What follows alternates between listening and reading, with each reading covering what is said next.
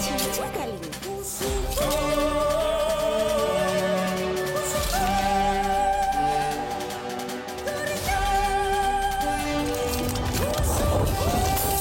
Tusuka dipilih dari singkong terbaik, hasilkan keripik singkong tergaring. Garingnya tiada banding.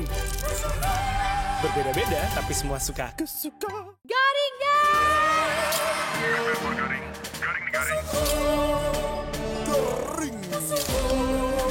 Cica kali ini.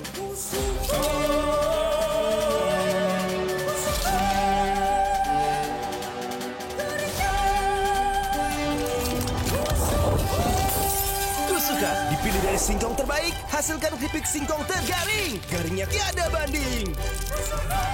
Berbeda-beda tapi semua suka. Kesuka. Garingnya.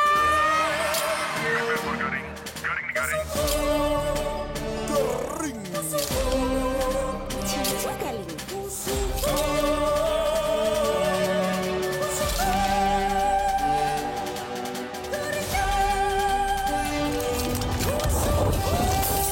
Tusuka dipilih dari singkong terbaik, hasilkan keripik singkong tergaring. Garingnya tiada banding. Berbeda-beda tapi semua suka. Kesuka. Garingnya.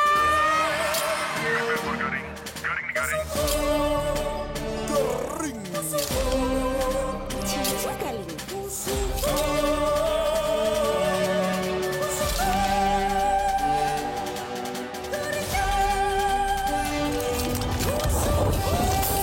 Tusuka dipilih dari singkong terbaik, hasilkan keripik singkong tergaring. Garingnya tiada banding. Berbeda-beda tapi semua suka. Kesuka.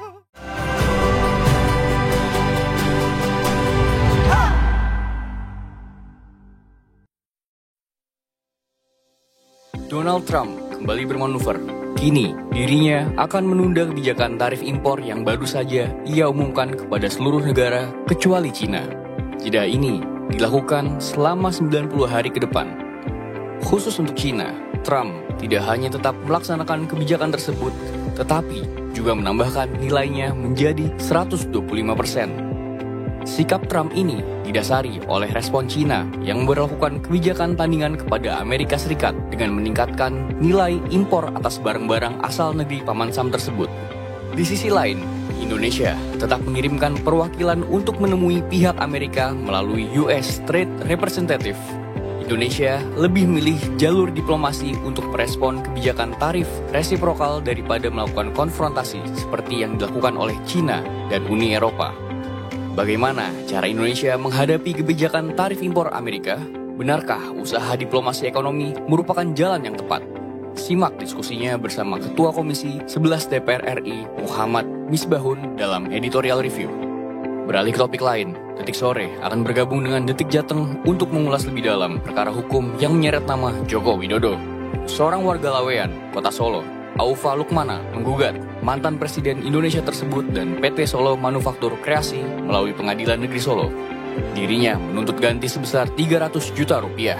Tuntutannya berisikan para tergugat yang tidak dapat memenuhi janjinya dalam hal memproduksi mobil SMK secara massal. Bagaimana kelanjutan kasusnya? Ikuti laporan redaktur Detik Jateng selengkapnya dalam Indonesia Detik ini. Sementara itu, untuk menutup edisi kali ini, Firman Marihot akan kembali ke Detik Sore untuk membahas seputar ilmu investasi dan perencanaan keuangan. Dirinya akan membagikan ilmu finansial dalam menghadapi situasi ekonomi saat ini. Apa saja yang perlu dilakukan? Simak obrolannya dalam Sunset Talk. Ikuti terus ulasan mendalam berita hangat Detikom lainnya secara langsung hanya di Detik Sore. Tidak ketinggalan pula informasi menarik soal analisis pergerakan pasar saham jelang penutupan IHSG sore nanti. Sekarang, mari kita sambut host kita, Eduardo Simorangkir dan Eiza Makfira. Detik Sore, gak cuma hore-hore.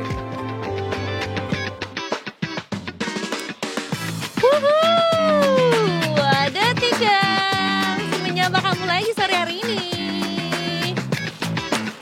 Kita nikmatin dulu lagunya, Bre. Boleh.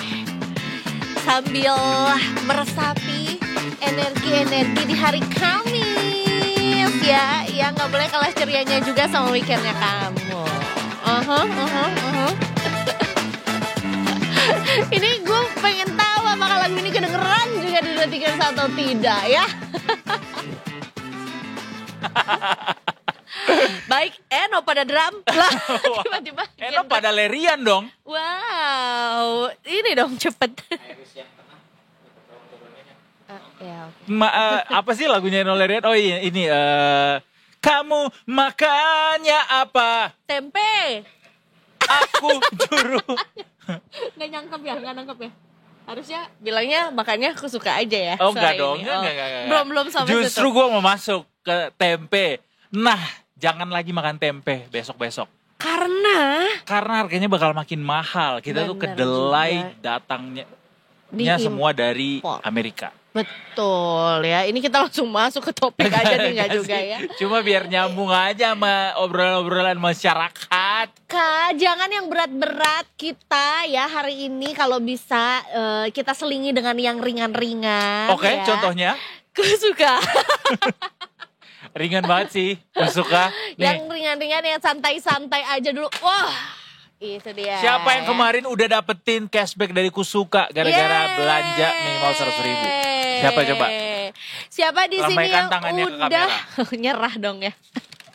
Di sini berarti tinggal nunggu aja Kusukanya nyampe ke rumah ya. Karena kemarin Oh iya kan bener. sebetulnya kita ngajakin Detikers semua untuk nge-restock juga. Biar apa?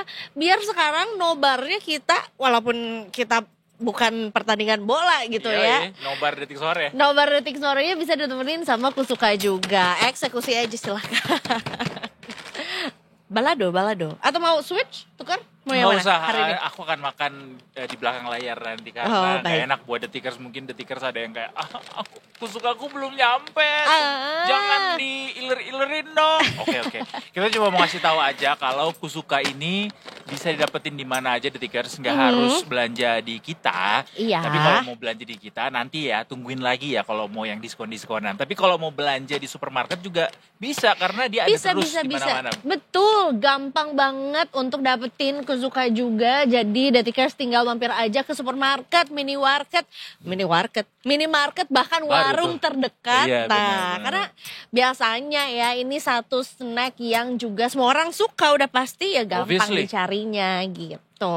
Gak mungkin orang makan Kusuka nggak suka sih. Iya kan? Karena kan dari tagline-nya aja, aku suka, kamu suka. Itu udah hukum alam, Detikers. Belum lagi ini nih, garingnya tiada banding. Ya. Kusuka. Aku sempet wondering juga apakah sebenarnya nggak tahu ya, aku nggak ngerasa dari kemarin sampai bahkan hari ini Aha, itu tuh jalanan tuh belum seramai biasanya gitu. Aku ngerasa masih cukup aman aja hari ini commute, nggak ada kepadatan ya apakah di ini jalan. adalah tanda-tanda ekonomi lesu? Bukan ekonominya, kitanya mungkin Tanya yang lesu. belum. Literally lesu sih, figuratively and literally. Apakah mungkin sebenarnya belum semua Detikers juga kembali ngantor gitu? Bisa Ada nggak juga. temennya atau mungkin Ada siapanya Mas gitu Angga yang belum belum? ngantor sampai hari ini karena sakit, dirawat di rumah sakit. Ya, Cepet sembuh ya Mas Angga lekas ya. pulih, biar bisa beraktivitas kembali Mas Angga. Betul. Ya, banyak banyakin ya mengkonsumsi yang Kusuka. bisa meningkatkan Imun. imun Benar, seperti gitu. Kusuka bisa juga. Betul. Jangan Ah. banyak-banyakin pikiran, banyak-banyakin mah Betul. ngemil, banyak-banyakin mah ngobrol, Banyak-banyakin mah bahagia seru. kata gua sih. Itu dia ya. Apa what makes you feel like hari ini tuh kayak lelah banget lagi? Karena memulai hari dengan aktivitas yang cukup berat, yaitu mikirin kehidupan. Aku kira angkat beban kayak wow. Tapi to be honest, bangun tidur hari ini itu tuh disambut dengan perasaan bahagia tapi kayak bingung gitu, ada bengongnya. Karena gue bangun tidur and then buka handphone terus lihat media sosial. Postingan pertama tuh langsung postingannya berita soal Donald Trump yang menunda kebijakan tarif impor yang dia kerek untuk sejumlah negara kecuali buat China. Dan terus habis itu gue ngeliat video-video beliau tuh ngomong kayak, "Ih, presiden begini banget ya, presiden negara superpower begini banget ya." Terus langsung kayak, waduh gila ini diombang-ambingkan, diputar balikin sama beliau. Jadi kayak karena memang timingnya ketika pertemuan atau press conference itu terjadi di kita tuh ya in the middle of the malam night lah ya gitu. Ya, Jadi atau itu dini hari. pas kita bangun tidur itu adalah hal pertama yang kita lihat jadinya, gitu. bener. Jadinya harusnya mah emang kalau udah tahu nih, kan kita juga dari sebelum tidur udah tahu nih nanti malam akan ada pengumuman Betul. atau akan Udah ada kita suatu obrolin juga kejadian di sini lah ya kemarin kan. yang Iya, besar bener. juga diumumkan sama Presiden Trump juga gitu. Makanya kayaknya pagi-pagi emang harus jangan buka sosmed dulu. Tapi gara-gara itu gue jadi termotivasi untuk lakukan kegiatan yang lebih berat dari apa yang dilakukan Donald Trump, yaitu jalan pagi Keren. 13 kilometer. Wah, udah bisa fun run loh dia ya. Belum aja half marathon ya kan. Belum. Tapi lebih dari 10 kilo loh ya, 13 kilo Dan tuh kayak sejujurnya luar biasa. nggak capek. keren. Menurut aku sih udah Setelah abis itu ini baru triathlon sih. Ngikutin Evelyn Long loh, Iya. Evelyn Ong dong gua. Tapi mungkin kita juga harus cari lagi lah ya, karena mungkin lately memang yang kita lihat di sosial media belum ada yang sesuai dengan preferensi kita. Jadi it's not completely bad news semuanya, tapi sebenarnya mungkin karena bangun tidur liatnya itu kayak aduh pengennya sih yang lebih ceria-ceria lagi. Kita kayaknya harus cari kegiatan yang bisa dilakukan setelah bangun tidur banget, jangan langsung sosmed gitu. Nelpon Brigadier Ade bisa. Menurut gue sih kalau nelpon Brigadier Ade bangun tidur. Minum air putih dulu, stretching dulu. Oh iya tentu make tentu. bed dulu. Berdoa dulu dong Eiza. Iya boleh. Kita sapa pencipta kita untuk memberikan kita jalan yang Bener. lancar, lapang Amin. menjalani hidup sepanjang hari ini. Gimana Detikers sampai detik ini setelah masuk kantor lagi, apa gundah gulana yang telah didapat? Tapi ini kita cekin juga nih, apakah sebetulnya nih ya lalu lintas juga sesuai dengan tadi aku omongin juga, apa Ya. jangan-jangan sebenarnya cuman di area aku doang tuh ya, nggak banyak kendaraan yang melintas atau nggak ada Kemarin pun kita perlambatan juga. ngobrol sama Bribtu Eklesia Eklesia, juga masih cukup lengang ya jalanan. Coba kita akan menyapa juga Brigadir Ade sore hari ini. Yuk, udah lama nih gak ngobrol sama Brigadier Ade. Selamat sore Brigadier Ade. Halo, selamat sore Edo dan Eiza. Selamat Halo, sore. selamat sore. Wah, ini udah lama gak ngobrol sama Brigadier Ade. Kirain pas ketemu lagi tuh tiba-tiba Udah jadi udah kakak. berubah. Iya, udah jadi wakor lantas. Bukan, belum ya. Brigadier Ade masih setia bersama kita ya di Detik Sore ya. Dan sepertinya agak berbeda nih, kalau tadi kita mendengar beres dong. suara hujan ya di daerah Tendean, ini kayaknya cukup kering nih di area yang mau dilaporkan sama Emang Brigadir hujan ya? Ade. Oh ya. iya tadi sempat Ada hujan sedikit ya. hujan. Sempat ada rintik-rintik hujan kah Brigadier Ade di lokasi Brigadier Ade sekarang? Sejauh ini belum ya. Belum ya. Belum. Ini lokasinya kalau dilihat sebenarnya lalu lintas Gatot Subroto kah? Atau Sudirman? MT Haryono, Oh, arah Gatot Subroto, benar juga. iya Oh betul. iya. Baiklah kalau gitu Brigadir Ade silakan dengan laporannya. Baik, terima kasih Edo dan Eiza. Selamat sore Detikers. Saat ini saya berada di kawasan MT Haryono, Jakarta Selatan, di mana kondisi arus lalu lintas pada sore hari ini dapat kita lihat bersama bahwa terjadi kepadatan di kawasan ini, mengingat adapun imbas dari kecelakaan truk muatan air kemasan yang terguling di kawasan Jalan MT Haryono siang tadi.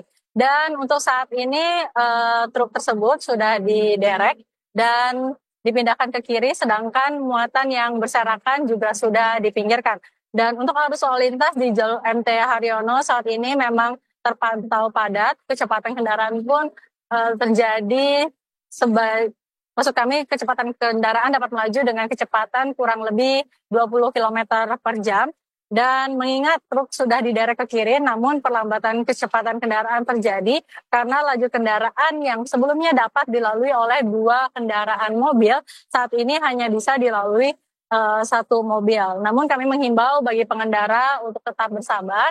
Petugas kami pun masih bersiaga di kawasan ini untuk memperlancar arus lalu lintasnya. Dan di kawasan ini pun terdapat jalur busway, harap bagi para pengendara pun tidak memilih untuk melaju ke jalur busway dengan alasan terburu-buru. Dan juga kawasan ini juga merupakan kawasan penerapan ganjil genap. Ganjil genap akan diberlakukan mulai pukul 4 sore nanti. Harap bagi para pengendara untuk cek kembali plat nomor kendaraan Anda untuk disesuaikan dengan peraturan ganjil genap.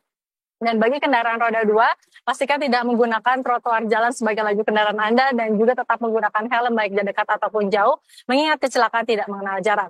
Dan demikian informasi yang dapat kami sampaikan, dan bagi Anda yang ingin mendapatkan informasi tentang kondisi arus lalu lintas terkini, Anda dapat menghubungi call center kami di 1500 669 tepat melalui SMS center di 9119. Stop pelanggaran, stop kecelakaan, keselamatan untuk kemanusiaan, Indonesia tertib dan salam presisi. Demikian Brigadir Adesita melaporkan, selanjutnya kembali pada Edo dan Eza di studio.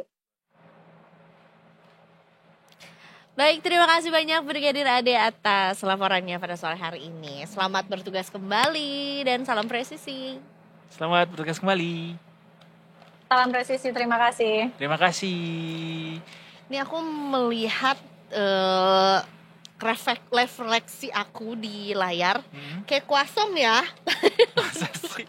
Oh, ini kayak ya, salt bread. tegas gitu ya ininya Bentuknya ya, lintasan-lintasannya ya. Udah pernah coba salt bread belum? Lapar ya?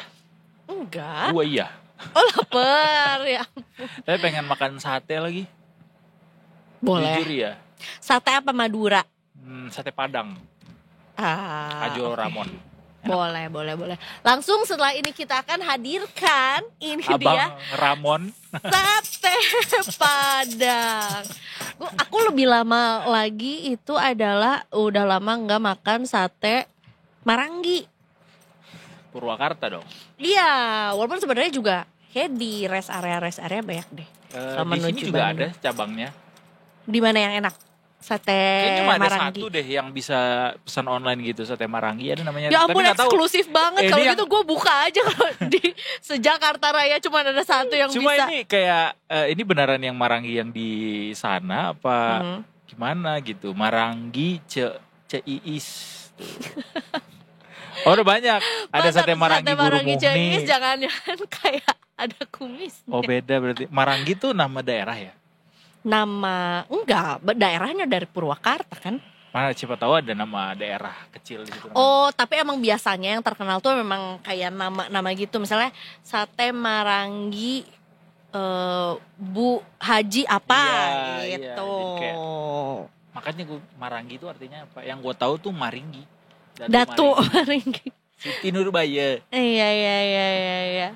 Katanya mau cerita hari ini kayaknya menemui sebuah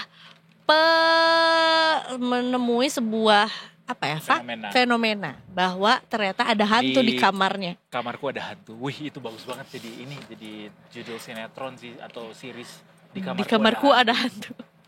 Iya. Kurang clickbait Kak, nggak serem. Masa sih? Kayak Ada rambut di kasurku. curiga. Rambutnya panjang lagi. Nih hantu atau hantu? Ini hantu atau ternyata ibu kos mampir untuk ngecek kamarnya ini gimana beneran, nih? Detikers percaya nggak kalau hantu itu ada? Lo percaya nggak Yan? Lo percaya nggak hantu itu ada? Nah, Jin kata Rian, jin. Iya. Bener. Jin itu kan ada yang baik, yang aku beri kamu 3 permintaan. Genie Will Smith jadinya. Beneran, jadi kan banyak ya di daerah-daerah di Indonesia ini yang katanya angker atau apa. Iya, ada urban legendnya. Gue percaya mereka itu sebenarnya jin, cuma yang udah lama ada di situ. Karena kalau yang baru kan new jin. Betul. Betul banget. Jadi Maaf si ya. jin-jin yang udah lama ada di sini tuh memang dulu dari dulu dia tinggalnya di situ gitu loh. Cuma gue baru ini Apakah diajak main. apa yang maksudnya kayak kadang-kadang ada orang yang Dia bisa ninggalin rambut di kasur gua. Gua mau curiga bukan. Wah, enggak beneran. Ya kan? It's okay, Kak. It's okay apa? It's okay apa beneran? Ini rambutnya panjang. Iya. Udah gua Rapiin, bersihin. berulang kali, cuci segala macam. Ada lagi. Tumbuh kali dari. Spring bed. Takut. Buat teman-teman mungkin atau detikers yang punya pengalaman diusilin sama hantu, coba Kirim share ke kita. email berikut ini untuk Detik kita sore ya. ceritakan lagi ya. Iya. Tapi ingat gak sih waktu itu kita sempet juga ngobrol sama yang punya spirit doll Iya. waktu Sunset Talk kan. Terus yang tiba-tiba kusukanya gerak sendiri. Datang deh. Ya ampun. Ya ampun, mereka menginginkan kita untuk makan kusukannya sekarang. Oke. Aku makan sekarang. How did you know mereka minta? Karena bergerak kusukannya. Ya udah aku makan. Oke, aku makan.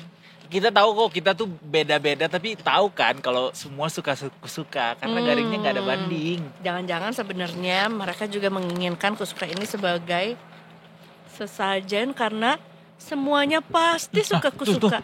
Benar katanya, benar. Aku suka, ngangguk. kamu suka katanya gitu. Ini BMKG nih nggak ada notifikasi apa-apa nih. Enggak. Ini lokal banget. Jadi ternyata kusuka tidak hanya disukai oleh manusia, tapi juga jin ya. Kita ya pakai baju jin. Oh iya benar. Denim. Wah, masuk tuh barang. Tapi tentunya juga Detikers ya, kita abis ini nggak cuman akan ngobrol-ngobrol seru aja Soal jin. soal jin. Kita kayaknya hari ini bakal ngomongin juga soal, walaupun sebenarnya kemarin udah sempat disinggung sih soal gimana sih pengaruhnya gitu ya, soal si tarif yang diberlakukan juga sama Amerika ke negara kita juga. Tapi setelah ada pengumuman lagi tentunya juga akan ada yang berubah lagi kan Kak gitu. Betul, atau mungkin bagaimana antisipasinya selama masa penundaan ini gitu 90 hari. Bukan waktu yang lama tuh 90 hari. Mengingat juga sebetulnya juga akan ada 3 menteri yang terbang. Ya menuju ke untuk bernegosiasi mengenai tarif ini juga gitu. Nah, nanti kita akan bahas bareng-bareng sama narasumber spesial kita di sini, Detikers all the way from Senayan. Kita akan kulik bersama dan juga topik-topik lainnya yang tidak kalah menarik tentunya cuma di Detik Sore. Ya cuma Hore-hore.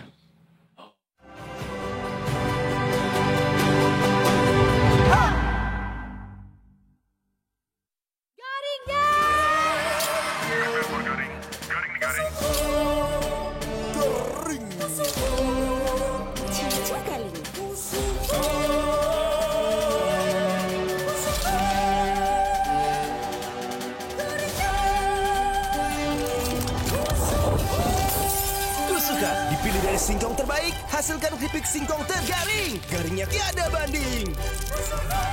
Berbeda-beda tapi semua suka. Kesuka. garingnya.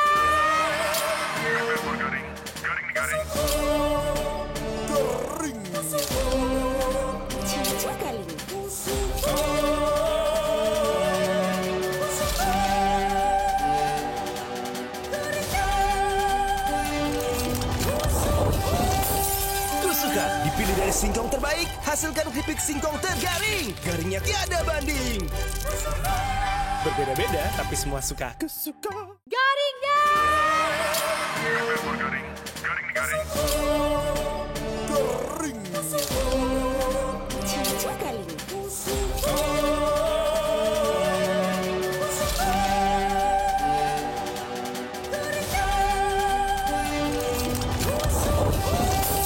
Tusuka dipilih dari singkong terbaik, hasilkan keripik singkong tergaring. Garingnya tiada banding. Berbeda-beda tapi semua suka. Kesuka. Garingnya.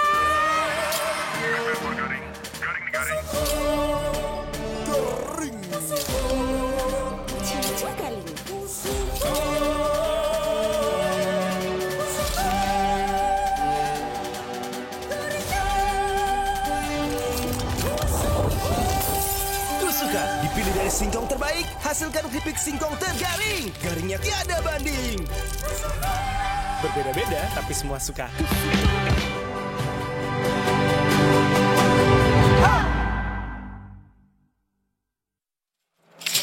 Menyapa kembali Detikers yang juga sudah kembali lagi.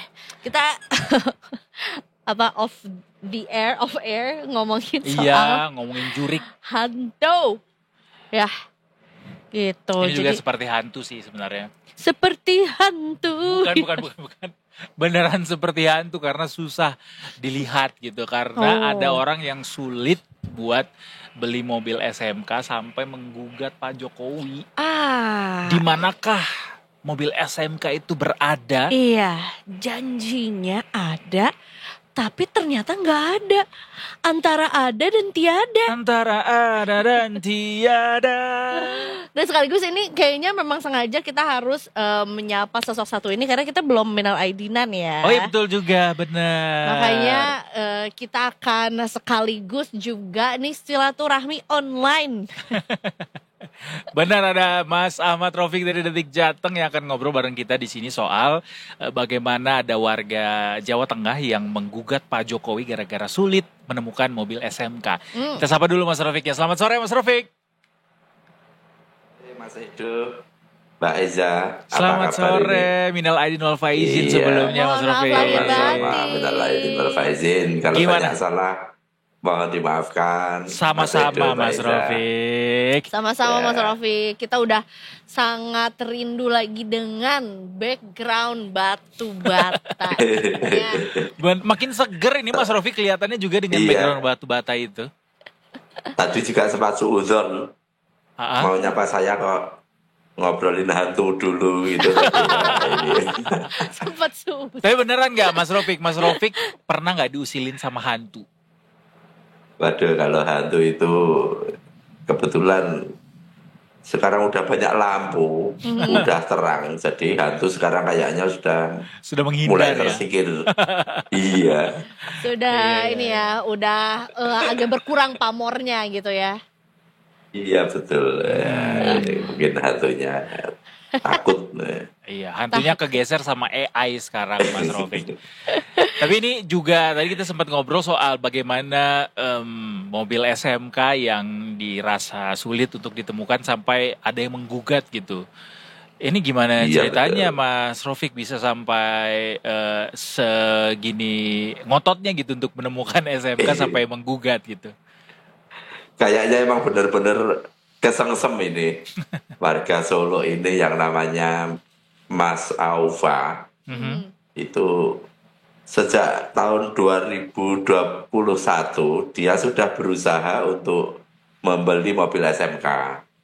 Dia sudah, karena nggak ada dealernya, dia mendatangi pabriknya langsung. Kebetulan pabriknya kan berada di Boyolali, cuma dekat-dekat gitu sama Solo. Iya. Kemudian dia kan rencananya ingin membuka sebuah usaha rental mobil pickup gitu. Kebetulan SMK juga ada varian pickupnya, SMK Bima. Dia ingin membeli, dia sudah mendatangi pabriknya, tapi sejak 2001 sampai saat ini dia masih belum bisa untuk membeli mobil ini, nggak bisa gitu kan. Iya, jadi sehingga dia nggak tahu apakah karena kecewa atau karena faktor lain, dia kemudian menggugat Pak Jokowi, Kiai Haji Ma'ruf Amin dan PT Solo Manufaktur Kreasi sebagai produsen mobil SMK. PT SMK ini. Iya, dia yang menjadi produsen mobil SMK ini. Dia merasa merasa bahwa Jokowi saat menjadi presiden dia buat prestasi dengan janji-janjinya yang ingin membangkitkan mobil dalam negeri seperti itu. Sehingga dia akhirnya menggugat senilai harga 2 mobil SMK ini, yaitu 300 juta. Baik. Iya, jadi ya mungkin memang sangat murah ya, satu mobil 150 juta. Betul. Dia karena dia ingin membelinya 2 mobil, dia kemudian menggugat ketiga pihak ini sebesar 300 juta rupiah. Benar. Mungkin harapannya kalau gugatan ini menang, dia bisa buat beli 2 mobil SMK gitu. Atau Masih bikin- ngebet kayaknya. Dan salah satu yang menarik adalah sebetulnya Mas Alfa ini berusia 19 tahun gitu. Mungkin boleh diceritakan dulu Mas Rafiq, ini backgroundnya Mas Alfa ini apa gitu ya. Kemudian gimana menggugatnya? Apakah sebetulnya ini sesuatu hal yang umum untuk menggugat satu produsen yang tidak kunjung memasarkan produknya gitu ya, atau gimana Mas? Ya ternyata Aufa ini dia ternyata masih adik Almas Saki Biru. Kita ingat dia beberapa waktu lalu sempat menggemparkan karena dia mengajukan gugatan uji materi tentang usia calon cawapres. Ya. Ketika gugatan ini dikabulkan oleh Mahkamah Konstitusi, akhirnya ini menjadi pintu masuk bagi Wakil Presiden Gibran Rakabuming waktu itu untuk mencalonkan diri di pemilihan presiden, Wakil Presiden beberapa waktu lalu. Jadi memang keluarga Aufa ini memang keluarga apa ya? Vokal, Iya, beberapa mengubah sejarah, mengubah ini di Indonesia. Misalkan bapaknya Aufa ini, Mas Boyamin Saiman, bapaknya dia ketika menjadi tim hukumnya Antasari Azhar, dia mengajukan uji materi sehingga peninjauan kembali sekarang bisa diajukan berkali-kali. Di aturan yang lama peninjauan kembali hanya bisa diajukan 1 kali. Sekarang berkat gugatan Boyamin Saiman bapaknya Aufa ini, sekarang peninjauan kembali bisa diajukan berkali-kali. Itu kan artinya memang keluarga ini pernah menelurkan beberapa gugatan-gugatan yang hasilnya cukup fenomenal gitu. Betul. Tentang peninjauan kembali itu usia capres-cawapres, dan ini barangkali kalau gugatan mobil SMK ini juga goal, ini juga barangkali menjadi kalau istilah di hukum mungkin jurisprudensi gitu ya. Mungkin semacam itu. Jadi memang backgroundnya memang keluarga Aifa ini memang keluarga orang yang cukup vokal, banyak bersentuhan dengan cukup vokal, ahli hukum barangkali. Almas sendiri yang seorang sarjana hukum juga menjadi salah satu kuasa hukumnya adiknya ini untuk masalah SMK ini. Jadi memang di umur yang memang, sangat muda itu ya. Betul. Iya betul. Luar biasa. Makanya ya cukup menarik juga. Iya. Lalu soal bagaimana gugatan ini dilayangkan, apakah ini umum atau pernah juga terjadi soal gugatan One Prestasi seperti ini, Mas Rafiq? Iya, memang kalau setahu saya, One Prestasi itu biasanya kalau memang sudah ada semacam ikatan, misal kontrak atau kerjasama atau apalah, dan ketika yang salah satu cedera janji, makanya terjadilah One Prestasi ini. Sedangkan di gugatan Aifa ini sebenarnya mereka belum ada perikatan dengan PT SMK ini. Mereka belum ada kesepakatan jual belinya, belum ada. Bayar DP juga belum, apalagi cicilan juga belum. Ketika gugatan ini gugatan One Prestasi, memang tidak lazim sebenarnya.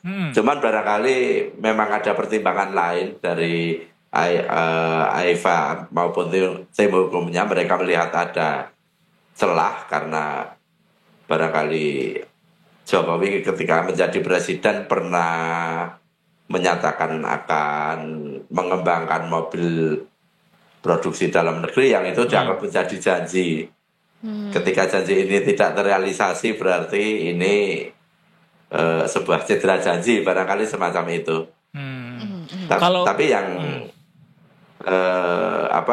kalau dugaan saya sebenarnya ini dari pihak AUFA dan kawan-kawan ini sebenarnya hanya penasaran. Sebenarnya sekarang ini proses Produksinya dalam pabrik itu seperti apa sih?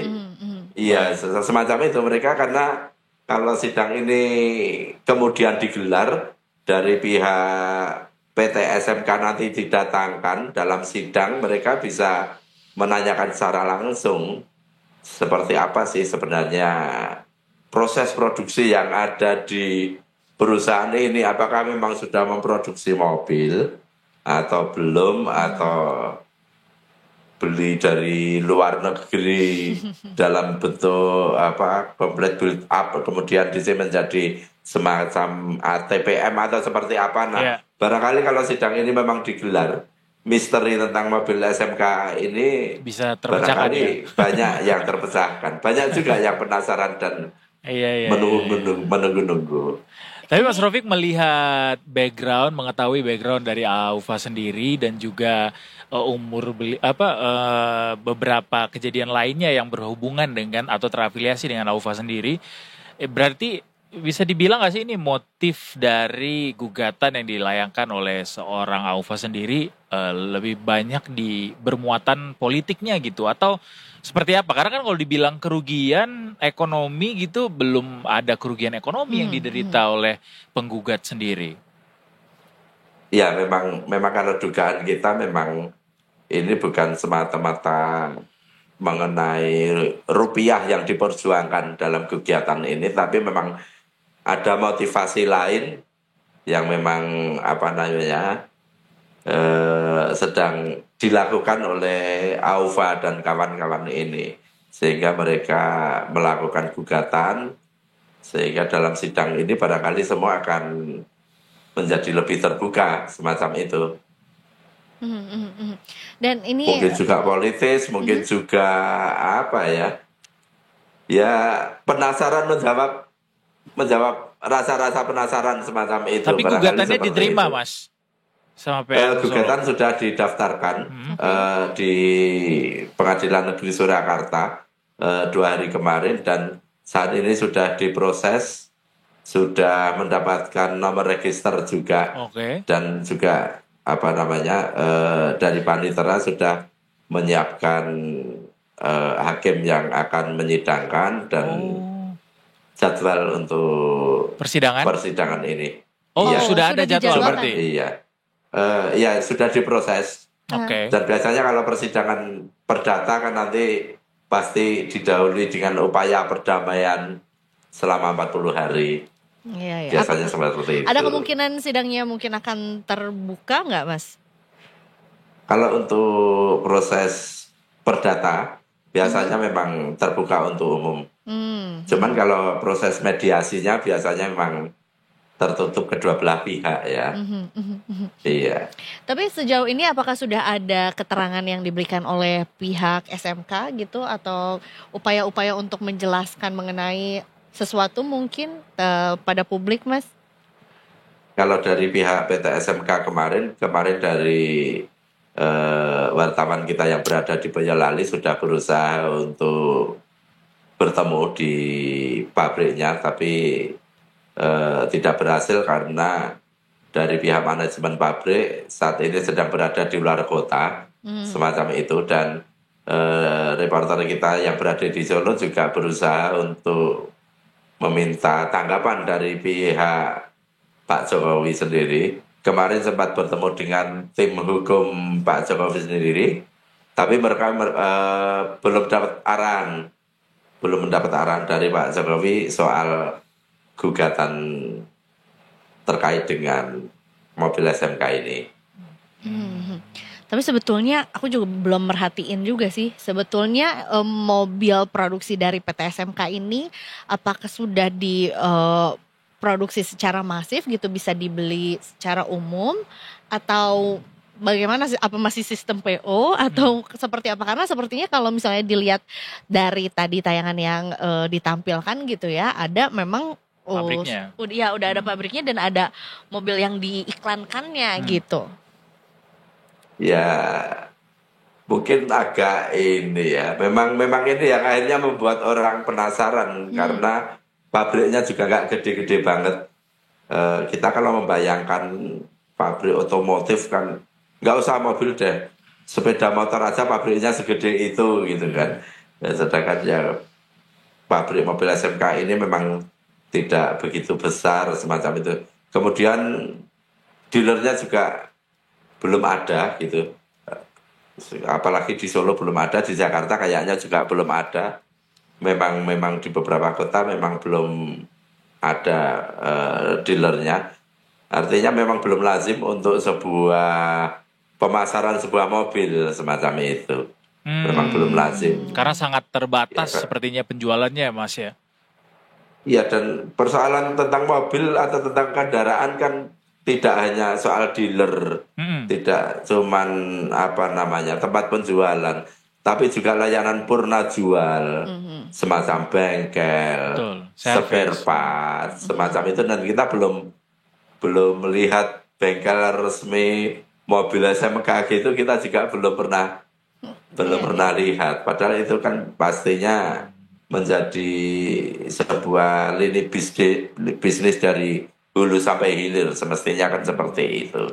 Barangkali lewat bidang ini nanti memang sangat terbuka. Apakah memang sudah ada produksi di dalam pabrik tersebut?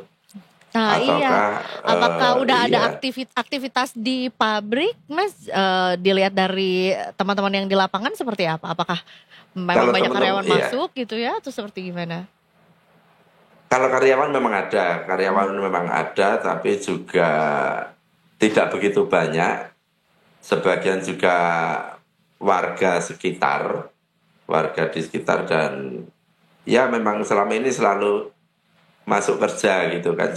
Cuman kita belum bisa mendapatkan informasi kegiatan apa yang dilakukan di dalam pabrik tersebut. Tapi memang tidak terlihat sih adanya pengangkutan mobil keluar pabrik gitu. Biasanya kalau pabrik mobil itu kan ada truk yang membawa banyak mobil itu kan, hasil produksi ke luar pabrik. Tapi memang aktivitas yang mencolok memang tidak terlihat di masih halal bihalal kayaknya. Bisa barangkali semacam itu. Bisa. Memang pabriknya nggak luas. Itu sewanya aja nggak mahal. Sewanya setahun cuman 140 jutaan gitu lahannya. Berapa sih Mas total luas lahan pabriknya? Kalau luasnya kita belum dapat catatan pastinya. Cuman nilai sewanya 140 juta per tahun. Wow, murah sekali itu ya. Kan, iya, mau bikin pabrik juga. Memang gak luas banget. Pabrik apa? Lebih mahal tasnya Eiza. Waduh, tas apa, tas mania? Hampir seharga mobilnya. Dalam setahun. Kalau gitu titip dikawal Mas Rafiq sama teman-teman Detik Jateng juga soal bagaimana nanti sidang ini akan dilangsungkan gitu ya. Kita juga penasaran nih kira-kira akan seperti apa resolusi konflik dari gugatan yang dilayangkan sama Aufa dan teman-teman ini. Terima kasih sekali lagi Mas Rafiq sudah mau bergabung bersama Detik Sore. Iya, dan tentunya selamat bertugas kembali untuk rekan-rekan di sana. Selamat sore. Selamat bertugas, selamat sore, salam sehat. Salam sehat Mas Rafiq. Padahal kalau misalnya kita lihat beberapa berita terkait mobil SMK ini produksinya, dia tuh pernah jual puluhan unit di ajang Indonesia International Motor Show 2023. Jadi berarti udah diproduksi dong kalau udah boleh dijual lagi, kan harus ada izin ya kalau betul, kalau dan menjual barang tuh. Fisiknya juga gitu harus sudah bukan prototipe lagi. Oh iya benar. Orang udah ada pabriknya juga kan, udah diresmi nama Pak Jokowi. Tapi ya mudah-mudahan jelas lah ya ini akan kemana arahnya mobil SMK ini sebenarnya, apakah memang sesuatu yang benar terjadi atau seperti apa gitu ya. Iya, atau ya sama seperti yang tadi kita obrolin topiknya sebelum ini, antara ada dan tiada.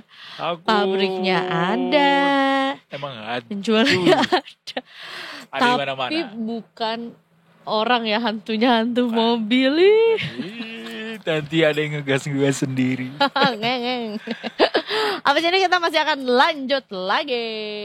Tentunya sampai ke jam 5:30 sore nanti Detikers. Ini kan masih jam 4 ya. Kita mau menyongsong market dulu hari ini kira-kira seperti apa. Karena Kayaknya banyak ada yang surprise deh. cuan hari ini. Iya, sama ini surprises. Kita mau cekin-cekin juga Detikers. Di sini ada yang ternyata kayak untung kemarin aku sabar. Iya. Sabar itu kan S-nya serok. Oh iya, boleh. Habis ini Detikers ya, kita ke market reviewnya Detik Sore. Jangan kemana-mana, tetap bersama kami Detik Sore. Gak cuma hore-hore.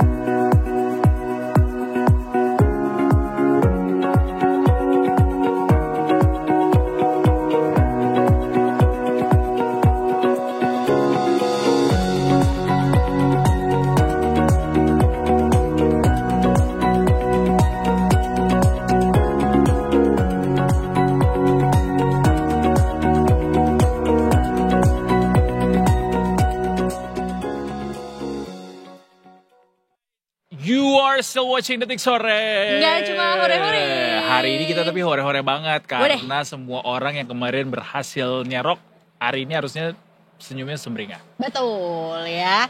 Dan tentunya untuk ngobrolin ya soal keseruan hari ini atau surprise lah ya. Apa yang terjadi? Kok bisa banyak surprise hari ini? Kita berjumpa dengan Mas Muhammad Haikal ya. Kembali hadir di sini Detik Sore Mas Muhammad Haikal.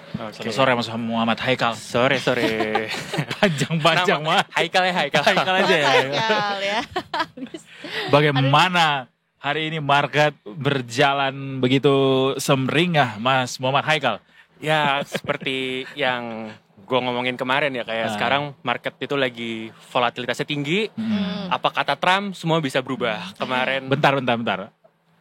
Gue yakin lo pas tahu akhirnya Trump nunda kebijakan itu pasti setelah bangun tidur dong? Atau gimana? Atau nungguin waktu itu? Tadi malam. kebetulan gue bangunnya jam 2:30 gitu, kadang kebangun ngeliatnya. Oh bohong, dia begadang. Nungguin dia berarti. Soalnya part of the job soalnya ya. Terus Tapi kaget gak bahwa itu ditunda? Nggak sepenuhnya kaget karena dia emang suka gertak terus mundur lagi, mundur lagi udah biasa. Waktu dia ngancem bakal ngasih tarif ke Meksiko sama Kanada ya berapa kali ditarik ulur mulu sampai beneran kejadian. Jadi kayak ya sebenarnya kaget ya 50%, nggak kaget 50% gitu lah ya. Gitu. Kaget gak kaget? Ya, kaget gak kaget dong jadinya. Walaupun kalau dilihat bagaimana Trump mengumumkan penundaan itu kan beliau berusaha kayak tuh kuncinya ada di gua, makanya kalian semua pada ini kan. Padahal kan kalau dilihat juga secara teknikal mau nggak mau dia harus nunda ya Mas, atau kayak paling nggak melonggarkan kebijakannya ini karena memang situasinya juga nggak baik akhirnya ke dalam negeri sendiri, which is Amerika. Atau emang dia dari awal sebenarnya pengen nunda gitu. Jadi kayak emang buat gertak aja. Iya, bluffing awalnya dia. Oh gitu. Kan sekarang ini dengan adanya bluffing dia ngelakuin reciprocal tarif ini, banyak negara yang willing to negotiate ke US. Kayak Indonesia aja kemarin kan yang seperti kita nonton di Sarasehan udah willing to naikin impor ke US apa segala macam. Buka keran impor. Jadi sebenarnya mungkin lebih ke ngecek ombak juga kali ya gitu. Bagaimana negara-negara yang dia perhitungkan gitu atau dia pertimbangkan akan respons to keputusan dia gitu kali. Betul, mungkin Ya, bisa jadi. Itu pertanyaan sih. We never know siapa yang ada di dalam pikiran Trump itu memang. Dan ada juga bercandaan gitu di media ataupun di kalangan ilmu ekonomi itu udah nggak berlaku gitu. Betul. Untuk ngepredik ekonomi ke depan. Yang lebih berlaku itu psikolog gitu buat nebak gitu kira-kira Trump bakal mau kemana sih. Soalnya banyak orang sekarang keganggu mentalnya ya. Iya. Mungkin bisa jadi Presiden Donald Trump juga begitu. Sama kalau dia ngancem-ngancem coba tuh baca mimik mukanya itu kira-kira mau sih. kemana sih sebenarnya. Walaupun dibaca juga agak susah juga dibaca tuh orang. Tapi gimana pada akhirnya justru berpengaruh sama market kita jadi baik gitu keputusan tadi malam dengan dan cukup bukan baik maksudnya tinggi gitu perubahannya gitu, drastis. Oke, kan sebelumnya tuh waktu tanggal 2 April tuh dia kan ngeluarin papan ajaibnya dia tuh ya, yang tarif sangat chaotic gitu. Ada Indonesia gitu. Absensi gitu ya, nama gitu, tarif berapa. Yang hitungannya juga sebenarnya kan nggak jelas ya, seharusnya tarif itu ya benar-benar tarif biaya yang masuk, tapi dia malah ngitung dari si trade deficit. Nah, setelah itu kan market tuh benar-benar hancur banget. Nah, tiba-tiba dia ngundurin jadi ngepospon 90 hari si reciprocal tarifnya ini dan hanya fokus ke Cina walaupun tarifnya tereskalasi di Cina itu menimbulkan kelegaan lah di investor. Jadinya kita di IHSG juga tuh ada relief rally gitu namanya. Jadi kayak kelegaan sementara akan sesuatu yang lebih buruk yang diekspektasikan lebih buruk tadinya. Jadi semacam itu. Jadinya bukan prepare for the worst ya. Karena banyak serok-serok kemarin kayak well some people see it as a chance gitu kemarin tuh. Jadinya kalau saya ngeliat sekarang kondisi psikologi di market itu kejadian yang sekarang terjadi itu nggak seburuk apa yang Trump umumkan waktu reciprocal tarif 2 April. Tapi ketidakpastian masih tetap tinggi dong. Tentu. Namanya Trump bisa aja berubah ya. Sekarang dia benar-benar government uncertainty di US tuh juga sekarang kan tinggi banget gitu. Dia ngomong A sekarang bisa aja besok jadi Z gitu, bukan jadi B lagi dan segala macamnya. Dan juga yang perlu diperhatikan sekarang kan kita juga tarif ini walaupun terlihat tidak seburuk apa yang diumumkan pertama, tapi tetap Trump ini tuh ngasih 10% universal basic tariff ke seluruh negara. Plus juga ke tarif ke China kan sadis banget tuh. Sekarang sampai 125%. Dan kalau China sendiri nge-retaliate 84%. Belum lagi mereka itu sebenarnya trade partner paling tinggi untuk masing-masing. Jadi China trade partner paling tingginya US, US itu trade partner paling tingginya China. Dan itu masing-masing itu sekitar 15-16% porsi trade-nya itu. Nah, kalau mereka itu two giants paling gede di ekonomi sekarang itu bertarung, itu kan pasti bisa nyebabin slowdown secara global juga, walaupun emang gak seburuk kalau semuanya dikenain tarif kayak reciprocal sebelumnya. Itulah kalau orang tuh love-hate relationship gitu. Susah. Love-hate relationship. Kebawahnya sama semua dunia lagi, semua negara ya. Dengan adanya ketidakpastian yang masih cukup tinggi untuk saat ini, gimana investor harus menyikapi ini, terutama buat yang retail-retail ini ya, yang kalau pertama sih mungkin kemarin kan kalau ditanya ya boleh entry tapi parsial aja. Nah mungkin sebenarnya sekarang bisa dimulai take profit juga gitu. Apalagi kalau misalnya khusus ke IHSG sekarang itu kan si bank-bank kan lagi masih come date kan, masih bagiin dividen. Terus once dia dividennya udah habis itu kan juga kemungkinan kan biasanya kalau habis pembagian dividen mereka turunkan harganya. Terus kalau untuk sektor sebenarnya di IHSG Trump kan juga ngomong bakal nge-revive industry coal di US dan mungkin itu sebenarnya bisa jadi midterm sentiment yang bagus gitu buat coal sektor. Coal Indo dalam negeri ya. Dalam negeri. Ya. Tapi bukannya dia mau membangkitkan coal dalam negerinya di US gitu maksudnya apa hubungannya, bagaimana relevansinya terhadap kan kalau di Indo? Dia kan coal sektornya itu kan dia pengen nge-plantationnya sebenarnya, ngebuat plantationnya. Dan kalau plantation di US itu makin banyak yang berbasis coal, otomatis kan dia nggak mungkin self-sufficient doang. Nggak bisa mengandalkan sumber. Dan kalau kita lihat di data UNCOM juga sebenarnya si US itu juga sebenarnya masih import coal cukup banyak juga ke Indonesia gitu, dari Indonesia. Dari Indo. Ya. Oke. Emiten apa yang mungkin punya kesempatan besar untuk ya melihat ini sebagai celah gitu ketika lagi panas-panasnya gitu Amerika sama China gitu, kita harusnya bisa ngambil ini sebagai chance kan gitu. Ya mungkin kalau kita lihat sekarang aja kalau misalnya kita lagi dip ini market gara-gara misalnya Trump ngumumin apa, pasti kan yang lagi dip itu saham-saham yang benar-benar trade sensitif gitu. Misalnya kayak saham kalau di Indonesia basic industry yang kayak misalnya petrochemical, pulp gitu-gitu segala macam. Nah mungkin kalau misalnya lagi relief gini, keadaan lagi udah mulai lega, mungkin bisa hindari dulu sektor-sektor kayak gitu. Karena kan kalau misalnya Trump ngomong apa lagi itu bisa anjlok lagi ya. Iya, dia napas aja juga bisa merubah sesuatu ya. Dan kalau saya lihat yang cukup resilience itu di sini masih defensive stock gitu. Kayak misalnya health, terus kayak kalau di Indonesia ya finance big banks itu sebenarnya cukup resilient walaupun tetap turun, tapi turunnya itu nggak separah sektor yang tarif sensitif atau trade sensitif seperti itu. Oke. Kita lihat beberapa saham banking hari ini kan naiknya cukup tinggi ya, beberapa emiten ini big banks. Masih cukup menarik kah untuk bisa dikoleksi saat ini, atau ada saran tertentu untuk bisa mengoleksi saham big banks hari ini? Kalau menurut kami di sini saham big banks justru udah agak lampu kuning ya, lampu kenaikannya. Karena ya balik lagi tadi mulai minggu depan kan dia udah mulai expired date yang mana pembagian dividen, waktu pembagian dividennya udah habis. Jadi investor udah nggak bisa melakukan tactical buying untuk memanfaatkan biar dapat dividen. Jadinya ya kemungkinan justru untuk sepekan ke depan itu big banks itu besar kemungkinan malah bakal turun. Jadi kalau untuk sekarang menurut kami itu situasi yang kurang tepat lah untuk nge-accumulate saham big banks itu. Untuk yang dijual apa rekomendasinya saat ini, saham sektor apa? Yang untuk di-sell? Iya, yang di-sell.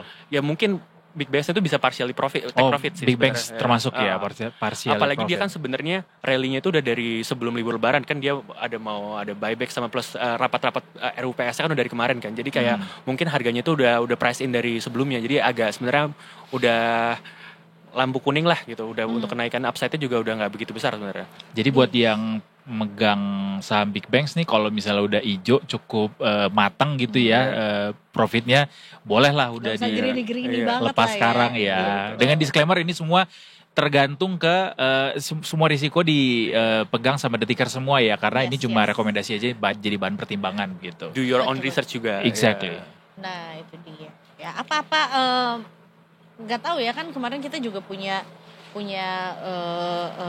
apa tuh namanya, sempat disampaikan juga sama Mas Michael tuh, kayaknya kita masih harus bersiap-siap lagi kalau akan ada kemerosotan lagi di minggu ini. Tapi turns out hari ini ternyata ada pengumuman yang bikin malah jadi oke lah untuk market juga gitu. For the next week mungkin kita masih belum bisa juga ya prediksikan apa-apa. Ya sebenarnya kalau dari sentimen global sendiri ya balik lagi, Trump itu it's very unpredictable lah gitu. Kayak bener-bener dia mau ngapain itu juga nggak ada lah yang bisa nebak sebenarnya mau siapapun. Tapi yang kita bisa harapkan di sini kan ada penundaan untuk 90 hari ini, dan Indonesia juga sebelumnya kan udah ngejabarin apa-apa hal yang pengen mereka propose gitu untuk mengsoften lah efek dari tarifnya nih. Dan semoga nantinya di minggu-minggu depan bisa ada harapan yang atau berita baik gitu dari negosiasi Indonesia ke US yang bisa kita dapatkan sih sebenarnya paling. IHSG hari ini sudah ditutup di level 6.254 atau naik 286 poin, 4,79%. Besok adalah hari terakhir perdagangan untuk pekan ini, hari Jumat, dengan kenaikan yang cukup tinggi hari ini. Apakah besok kemungkinan IHSG untuk naik lebih tinggi lagi masih ada, atau justru waktunya profit taking nih besok, Mas? Kalau dari pengamatan kami, ini kan walaupun udah naik 4,9%, tapi penurunannya kan kemarin 7,9%. Jadi sebenarnya belum balik ke level awal juga gitu. Dan tapi kalau hari Jumat kita selalu memperhatikan itu ada penurunan biasanya trading volume gitu. Biasanya investor lebih cenderung lebih main aman lah kalau akhir pekan. Dan kalau menurut kami IHSG masih mungkin bakal mengalami penguatan gitu di hari Jumat, tapi dengan level yang lebih moderat sih dibanding sekarang. Mungkin nggak bakal 4%-an, mungkin bisa range-nya 1-2% aja gitu. Berapa support dan resistance buat besok? Kalau buat besok itu ada di 6.100-6.300 paling sih mainnya. 6.000 berapa? 6.100 sampai 6.300 range-nya. Baik. Alright. Tipis-tipis aja lah ya besok ya. Terima kasih Mas Haikal. Sama disclaimer lagi itu kalau misalnya Trump nggak ngapa-ngapain ya. Kalau Trump ngapa-ngapain bisa berubah lagi. Obviously dia tiba-tiba nge-tweet apa gitu, reaksi pasar gimana lagi. Saya suka nasi goreng. Sama apa yang naik? Fiesta. Caron pokpan buat ayamnya ya. Beda lah Iya. dong ya. Terima kasih Mas Haikal sekali lagi Terima kasih. sudah mampir kembali untuk mengisi market review hari ini. Detikers, kita kelar dulu market reviewnya, tapi kita nggak berhenti buat bicarain soal tarif resiprokal yang sudah ditetapkan sama Presiden Donald Trump, walaupun baru saja ditunda untuk sejumlah negara gitu ya, tapi masih sangat menarik untuk dibahas. Terutama nanti habis ini kita juga akan kedatangan narasumber spesial di editorial review hari ini, karena ada perwakilan dari Senayan yang akan mampir ke Detik Sore untuk ngobrolin gimana harusnya Indonesia bereaksi terhadap realita yang hari ini kita hadapi soal tarif dari Amerika. Betul, makanya jangan kemana-mana Detikers, habis ini kita akan kembali lagi masih di Detik Sore. Gak cuma ore-ore. Goyang Mas.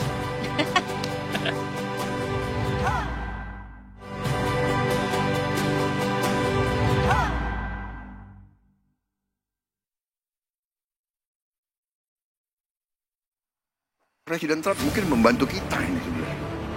Dia maksa kita supaya kita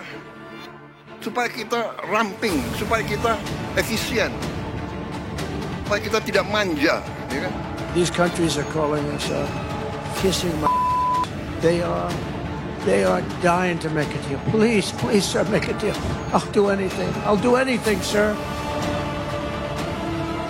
Tarif resiprokal yang disampaikan oleh Amerika terhadap 60 negara menggambarkan cara penghitungan tarif tersebut yang saya rasa semua ekonom yang sudah belajar ekonomi tidak bisa memahami.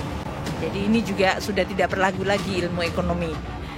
Yang penting pokoknya tarif duluan. Karena tujuannya adalah menutup defisit. Tidak ada ilmu ekonominya di situ. Menutup defisit. Itu artinya saya tidak ingin tergantung atau beli kepada orang lain lebih banyak dari apa yang saya bisa jual kepada orang lain. Itu is purely transactional. Gak ada landasan ilmu ekonominya.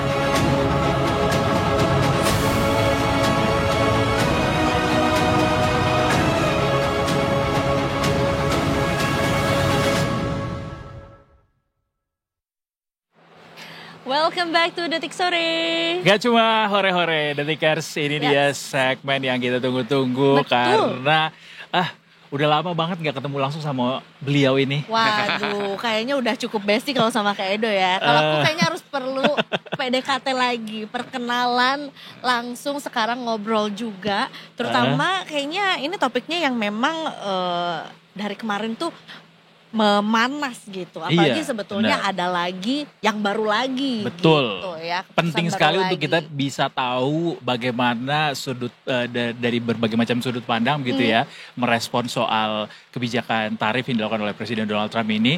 Dan nggak lengkap rasanya kalau kita nggak juga mengundang perwakilan dari masyarakat alias dari dewan kita di Senayan. Kali ini di Detik Sore kedatangan spesial nih, ada Pak Muhammad Misbakun, Ketua Komisi 11 DPR RI. Selamat sore Pak Misbakun. Selamat sore. Welcome to Detik Sore Pak Misbakun. Gimana review dong Pak sedikit studio kita, gimana Iya Pak? betul, hari ini warna-warni loh Pak. Bagi saya ini surprise. Surprise ya?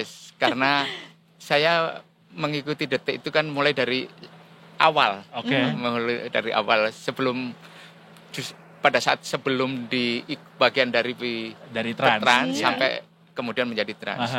Ketika masuk ke Trans itu menjadi lebih apa ya? Lebih banyak ragamnya, inovasi dan kemudian lebih kreatif. Karena dikelola oleh banyak anak muda. Jadi nggak nyangka Pak studionya kayak gini Pak? Saya nggak menyangka, saya datang ke studio yang kemudian saya harus vibe juga, chill in Harus dengan situasi yang ada. Iya, betul. Makanya Bapak juga hari ini juga cukup warna-warni hari ini ya. Karena yang mau kita bahas juga cukup warna-warni ya Pak. Mungkin bisa dibilang ini gejolaknya lah ya. Kita semua all eyes to Amerika gitu ya, dan juga adanya keputusan-keputusan baru yang akhirnya membuat kita juga bereaksi gitu. Nah, tadi malam terakhir update-nya adalah kita ada penundaan lah ya selama 10 hari ke depan juga untuk tarif yang ditetapkan juga untuk Indonesia juga, dan bahkan sebetulnya sebelumnya juga sudah ada sarasehan yang dilaksanakan oleh Presiden Prabowo juga bersama dengan ekonom. Bapak melihatnya seperti apa nih Pak? Gini, pertama kita harus diyakinkan oleh rasa kepercayaan diri sebagai bangsa bahwa kita sekarang menghadapi situasi dunia yang memang penuh dengan ketidakpastian, penuh dengan gejolak, dan generasi muda, anak-anak Gen Z yang ada sekarang itu harus mulai membiasakan dengan situasi kerentanan itu. Karena apa? Mereka tentu akan ketemu sebuah leveling orang sekelas Trump yang umurnya udah hampir 80 tahun memimpin sebuah negara besar dengan frekuensi pikiran mungkin nggak nyambung sama anak-anak muda sekarang, nggak nyambung.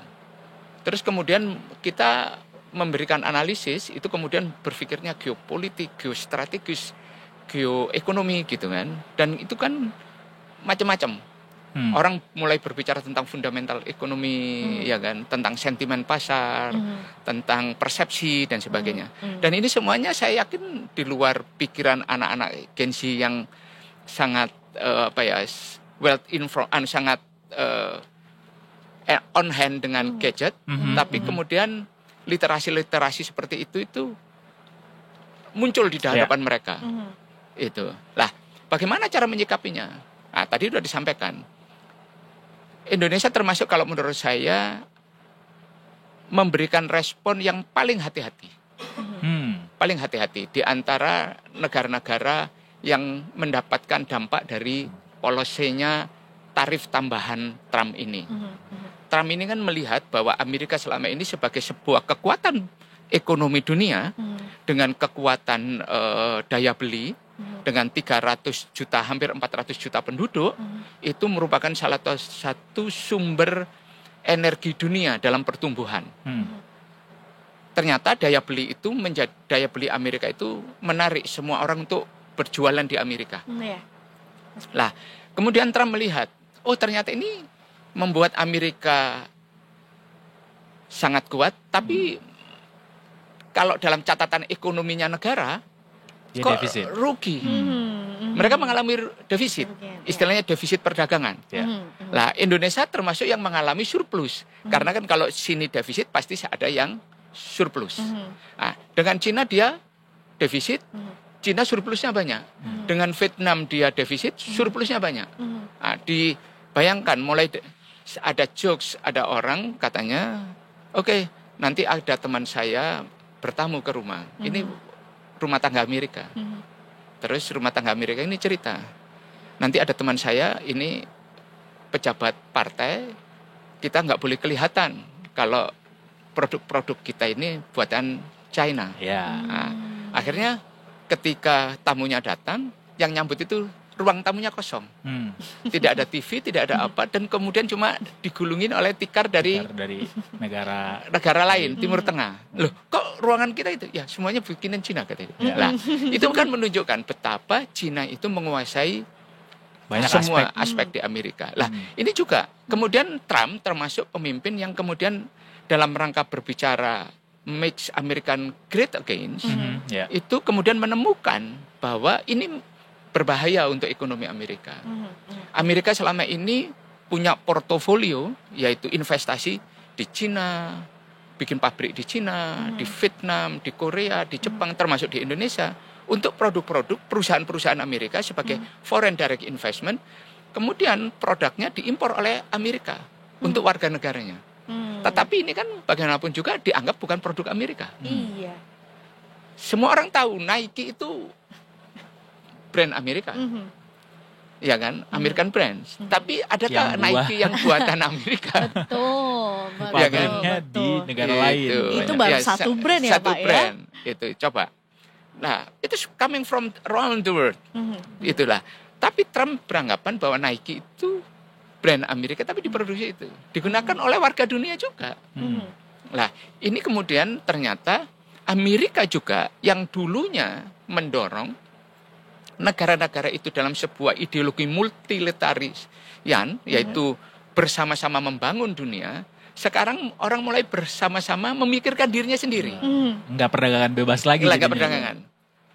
Tadinya kita bebas berdagang, jangan sampai antar negara itu mengenakan tarif sehingga lahir namanya WTO, World Trade Organization, untuk mengatur regulasi.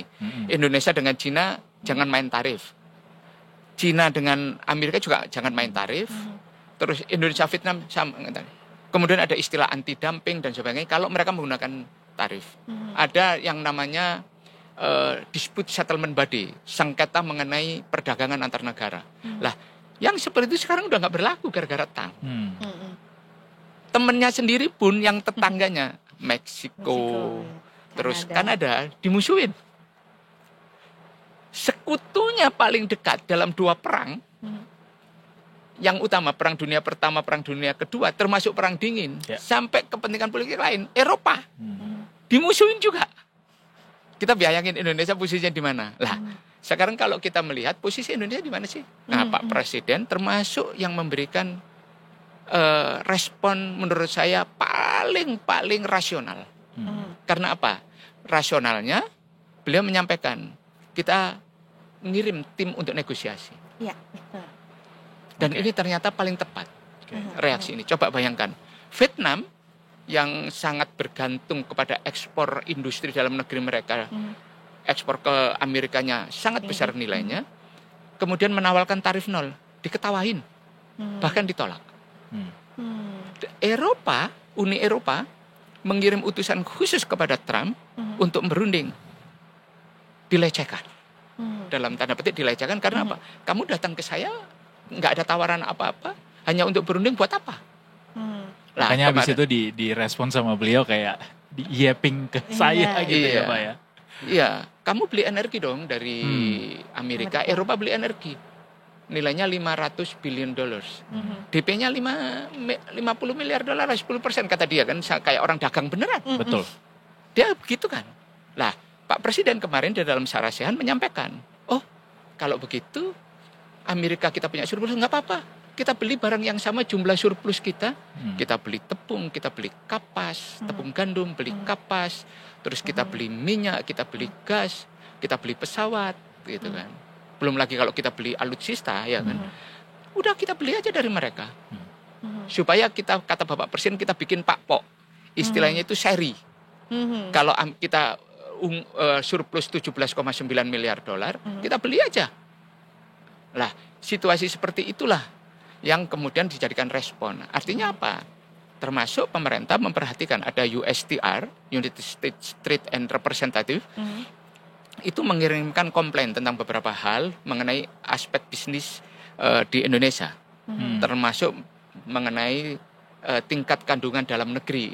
Gitu. Nah, Presiden juga, Bapak Presiden menyampaikan, oke, kalau perlu kita kurangi, kita jangan terlalu kaku hal-hal yang seperti ini. Nah, artinya apa? Dibuka ruang negosiasi yang, dan pemerintah sudah mengirimkan beberapa respon atas komplainnya USTR, dan pemerintah kemudian juga menyampaikan kita ingin melakukan proses negosiasi. Lah, Trump kemudian apa responnya? Oh, ternyata Amerika ini begitu penting. Banyak orang datang ke saya untuk dengan bahasa yang sangat kasar kan? Betul. Sangat kasar dengan istilah-istilah yang sangat vulgar. Itu mereka menjilat saya semua kata dia. Begitu. Nah, kalau yang seperti ini kan kemudian apa yang terjadi? Mudah-mudahan tim negosiasi Indonesia yang dipimpin oleh Pak Menko, yang ditugaskan khusus oleh Bapak Presiden, ada Pak Menko Perekonomian Pak Erlangga, Bu Menteri Keuangan, Bu Sri Mulyani, dan Pak Luhut. Sama ada Menteri Luar Negeri juga Pak ya. Menteri Luar Negeri. Untuk kemudian Pak Sugiono untuk kemudian menjadi tim yang solid, bisa mengetuk pintunya White House dan Oval Room, Oval Room untuk bisa bertemu dengan Presiden Amerika dan membicarakan dalam sebuah solusi. Kemudian kita harus kembali kepada fundamental Indonesia. Seberapa penting sih kita tahu data soal ekspor kita ke Amerika berapa? Ternyata ekspor kita ke Amerika itu nilainya sekitar 26 billion dollars. Oh. 26 sekitar 300 triliun Pak ya. 300 lebih lah. Kalau dolarnya 16.000 hampir 17.000 gitu kan, sekitar 325-an gitu. Which is good or bad? Dan itu kalau kita bedah lagi, itu sekitar 9,96% atau 10% dari total ekspor Indonesia. Oke. Ya kan, 10%. Tapi itu cukup gede loh Pak. 10% is besar, ya kan, 10% dari total hampir 300 billion dollars total Indonesia. Nah, kemudian kalau kita lihat ternyata itu sebesar itu tuh baru sekitar 2,2% dari total PDB kita. Total PDB kita. Nah, jadi kalau kita lihat kita seluruh badan ini ada bagian yang 2% saja dari bagian tubuh kita itu yang mana? Sedang tidak baik-baik aja gitu. Kalau itu ya mungkin ada bisul di leher sehingga kita itu sariawan kali Pak, sariawan. Mengganggu tapi bukan sesuatu yang sangat vital gitu ya Pak. Lah itu kan juga membuat supaya kita tahu fundamentalnya. Ini kan harus diketahui orang, jangan orang seakan-akan jangan sepanik Vietnam. Vietnam itu komposisinya terhadap PDB mereka 30% lebih. Betul. Pak Misbahkun, sorry saya potong. Tapi ekspor kita ke Amerika kan tidak semata-mata itu saja yang jadi dampak Pak. Ketika Trump memberlakukan tarif kepada banyak negara juga, walaupun saat ini sedang ditunda begitu ya. 90 hari ditunda. Benar, tunda 3 bulan gitu ya. Itu juga bisa saja berpotensi memberikan multiplier effect ke negara lain juga buat kita gitu Pak, karena ya namanya juga perang dagang gitu ya yang cuma bukan dari antara Amerika dan China yang akhirnya juga merembet ke negara lain. Artinya efeknya bisa lebih besar dari itu Pak. Ya betul. Yang harus kita jaga, saya sebelum ke sana, itu yang harus kita tahu. Kalau Vietnam itu kan 30% lebih. Kalau 30% itu kan ibarat satu tangan lah, sepertiga tubuh kita lah gitu ya. Lah, dampak yang harus berikutnya yang adalah jangan sampai kemudian barang Cina yang nggak bisa masuk Amerika, barang Vietnam yang tidak bisa masuk Amerika, barang Bangladesh yang tidak bisa masuk Amerika karena tarif mereka lebih tinggi dari Indonesia, kemudian lari ke Indonesia. Karena the ones of population in the world, number 4 itu adalah Indonesia. Kita pasar yang seksi banget ya Pak. Itulah yang kita khawatirkan. Justru itu yang kita khawatirkan. Jangan sampai kita yang jadi pasar jadi selanjutnya. Pasar buangan. Itu dalam quote ya, quote unquote. Makanya Eropa pun kemudian ingin mengakselerasi perjanjian SEPA, yaitu free trade antara ASEAN dengan Uni Eropa, SEPA. Dan perlu juga kita lihat sebenarnya ada peluang juga.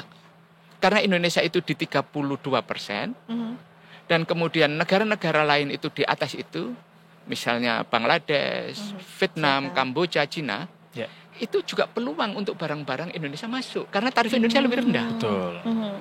Harus kita melihatnya di sisi lain ya. Gitu sisi lain. Nah, itu yang jadi juga harus menjadi pemanfaatan itu bahwa ini peluang. Baik. Itulah. Inilah kalau menurut saya membuat kita harus berpikir lebih jernih. Stand position kita, posisi berdiri kita, kita ini alert itu, jadi peringatan dini. Tapi kemudian tindakan kita sebagai respon tidak boleh salah. Betul. Itu. Kalau respon kita salah, kita kelihatan panik, Indonesia panik nih. Ya, harus hati-hati Pak ya. Hati-hati. Karena apa? Ini ada 280 juta rakyat ini yang harus kita setirin bareng naik itu. Nah, terkait yang si 328 juta rakyat ini Pak, terlepas dari 3 bulan saat ini masih ditunda begitu ya, tapi tetap harus ada ancang-ancang seperti yang Pak Misbahkun tadi sebutkan. Apa concern dari teman-teman di Komisi 11 gitu Pak terhadap bagaimana nanti ini berpengaruh terhadap APBN gitu Pak? Apa saja concernnya? Gini, makanya kan tadi saya bicara soal angka. Item barang yang banyak dikirim ke Amerika itu pertama tekstil, berikutnya garment, kemudian berikutnya alas kaki, kemudian baru CPO, kemudian alat-alat elektronik, dan kemudian yang lainnya itu seperti kayu, furniture dan sebagainya. Furniture malah kita tidak kena tarif yang terlalu berlebihan, dan tarif yang ada saat ini secara regularly itu membuat furniture kita masih sangat bisa bersaing, kompetitif lah. Lah yang ada di paling atas ini. Nah, kalau dilihat dari garment, kemarin Asosiasi Perstekstilan Indonesia menyampaikan kepada Bapak Presiden, mereka malah melihat sebagai peluang. sebagai peluang. Karena apa? Kompetitor mereka China, Vietnam, Kamboja yang selama ini mengandalkan buruh murah, kemudian bisa masuk Amerika dengan modal competitiveness cost yang lebih itu, ternyata kena tarif lebih tinggi. Itu. Memang typical industri Vietnam, Kamboja, Laos, Bangladesh itu kan mereka mengandalkan buruh murah seperti Indonesia di awal 90-an.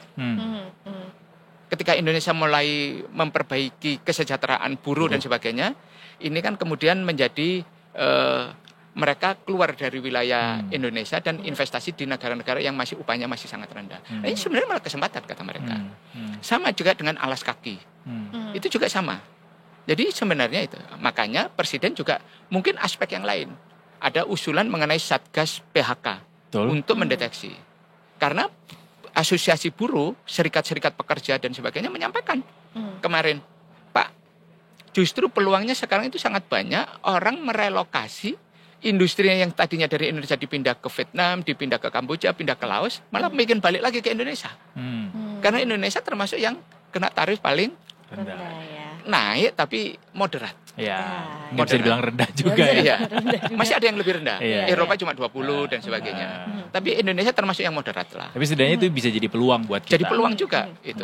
Karena Eropa kan tidak mungkin mengekspor garment, mengekspor tekstil yang labor intensif itu kan. Itu. Tapi Pak Misbakun cukup yakin bahwa pemerintah bisa bernegosiasi terhadap kita ngomong dulu lah. Dari item-item jenis usaha tadi, kalau kita lihat apakah kemudian membuat penerimaan pajak kita turun yang memberikan dampak implikasi terhadap APBN. Lah itu yang baru bisa kita cek. Karena kita juga masih menunda, Trump ini kan ternyata rasional juga ketika didemo oleh rakyatnya juga. Ya kan? Sebenarnya tekanan dari luar dan tekanan dari dalam itu membuat Trump mungkin mulai menghitung aspek politik, untung rugi politik juga terhadap ekonomi juga itu. Maka dia mulai menunda. Tapi terhadap Cina dia makin keras. Terhadap Cina makin keras. Ketika Cina menaikkan 84%, naikin 104. 104. Balas lagi. Semuanya dikasih penundaan 90 hari, Cina tidak. Itulah. Ini yang kita lihat. Tapi memang sebenarnya perang dagang Cina dan Amerika ini jangan sampai kemudian membuat situasi ketidakpastian ini ibarat itu berkepanjangan. Berkepanjangan. Karena apa ini? Yang bertarung ini dua kekuatan ekonomi paling besar, nomor satu dan nomor dua. Pasti kalau yang nomor satu batuk, yang lainnya kan batuk-batuk gitu kan. Benar. Kalau ini nomor duanya apalagi. Kalau 1, 2 batuk-batuk ini kan udah yang lain kan pasti ikut ketularan itu. WTO nggak bisa berbuat kalau apa-apa sudah seperti ini WTO sudah diem, multilateral sudah hilang maknanya. Itu yang namanya trade war, kita sudah bicara tentang kepentingan masing-masing, national interest. Kita bicara tentang kepentingan nasional Indonesia, terus Amerika bicara, karena Amerika bicara tentang kepentingan Amerika. Cina bicara kepentingan Amerika. Ibarat ini sekarang ketika pesawat ngadepin turbulensi, orang bicara apa? Perintah pertama itu kan mengenakan jaket untuk diri kita sendiri kan. Mengamankan diri sendiri dulu ya. Mengamankan diri sendiri dulu, ya itu. Indonesia first kata orang-orang. Nah, terkait juga yang kita juga sudah percaya lah ya dengan yang orang-orang yang dikirimkan oleh Bapak Presiden juga untuk bernegosiasi juga. Sebenarnya juga bargaining power kita juga cukup tinggi ya Pak ya? Kita sebenarnya sangat. Karena apa? Indonesia itu punya investasi Amerika yang sangat besar yang namanya Freeport, PT Freeport.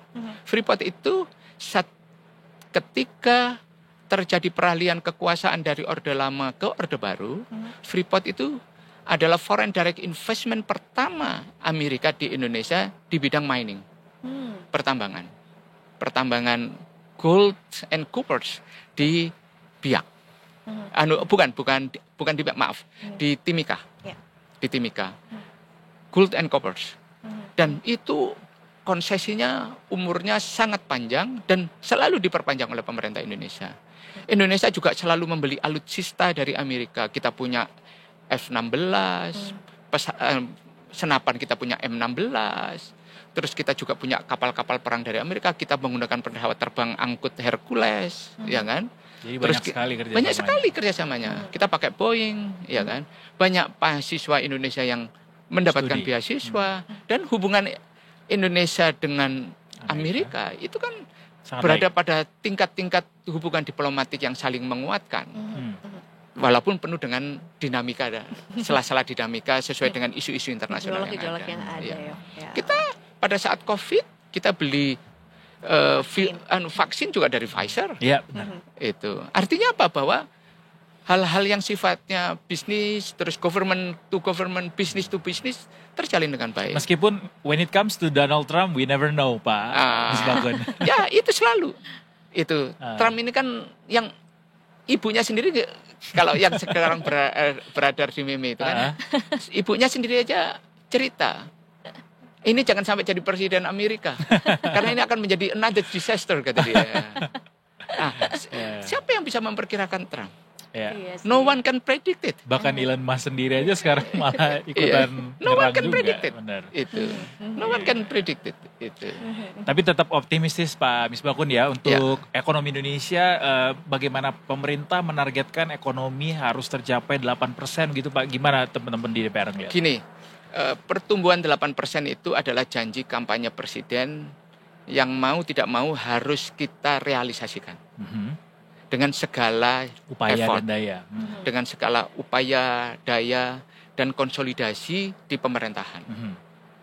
Kalau kita, rakyat pasti akan menilai seberapa keras kita mendorong pertumbuhan 8% itu. Lah, tentunya kalau kita punya daya upaya, kita kan juga berhadapan dengan constraint, tantangan dan hambatannya. Nah, tentu kita harus itu. Lah, termasuk yang Trump saat ini itu salah satu constraint.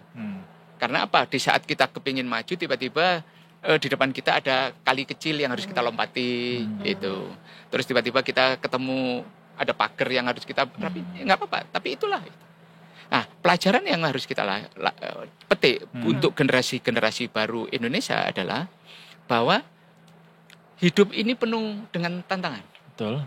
Dan kita tidak boleh melankolis menghadapi situasi itu. Itu nggak boleh melankolis. Wah, kemudian membuat kita makin rajin, makin rajin rebahan. Waduh. Jangan sampai tantangan. Jangan sampai itu. Jangan sekarang kalau rebahan di situasi yang kayak gini sih nggak ngerti lagi sih. Lah itu, jangan sampai kemudian. Dan justru ini kan akan memperkuat. Oh, ternyata international trade itu sebuah field yang harus saya pahami. Ternyata kemudian leadership itu ternyata itu. Itu sampai kemudian orang melihat ini disorder apa, jenis apa ini Trump ini. Itu. Kayaknya kalau Gen Z udah punya banyak istilah nih kayaknya Pak ya. Gen Z udah punya itu kan. Lah yang seperti ini kan sebenarnya harus dipetik sebagai sebuah pelajaran.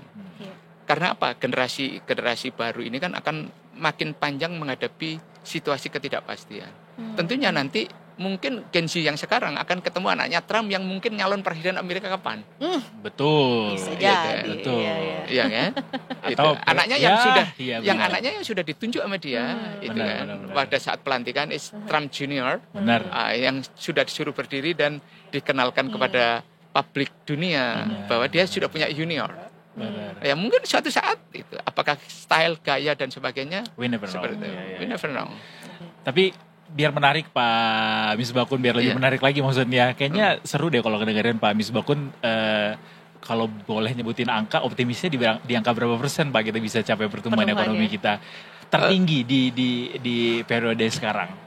Kalau menurut saya angka yang rasional kita itu melewati 6 menuju 7 itu sangat rasional. 6 ke 7 masih rasional ya? Sangat rasional. Paling nggak sampai akhir masa kepemimpinan Pak Prabowo itu 6 menuju 7 itu sangat rasional. Di second term-nya 8 itu bisa kita kejar. Wow, luar biasa. Kita aminkan karena mau nggak mau, bukan mau nggak mau. Mudah-mudahan kalau 8 itu bisa kita capai 2029, itu bonus. Wow. Selama anak mudanya masih kerja sama es kopi susu, masih nonton konser pas weekend, masih belanja terus-terusan, masih belanja, nonton Jumbo, traveling di Indonesia. Bagus banget itu Pak.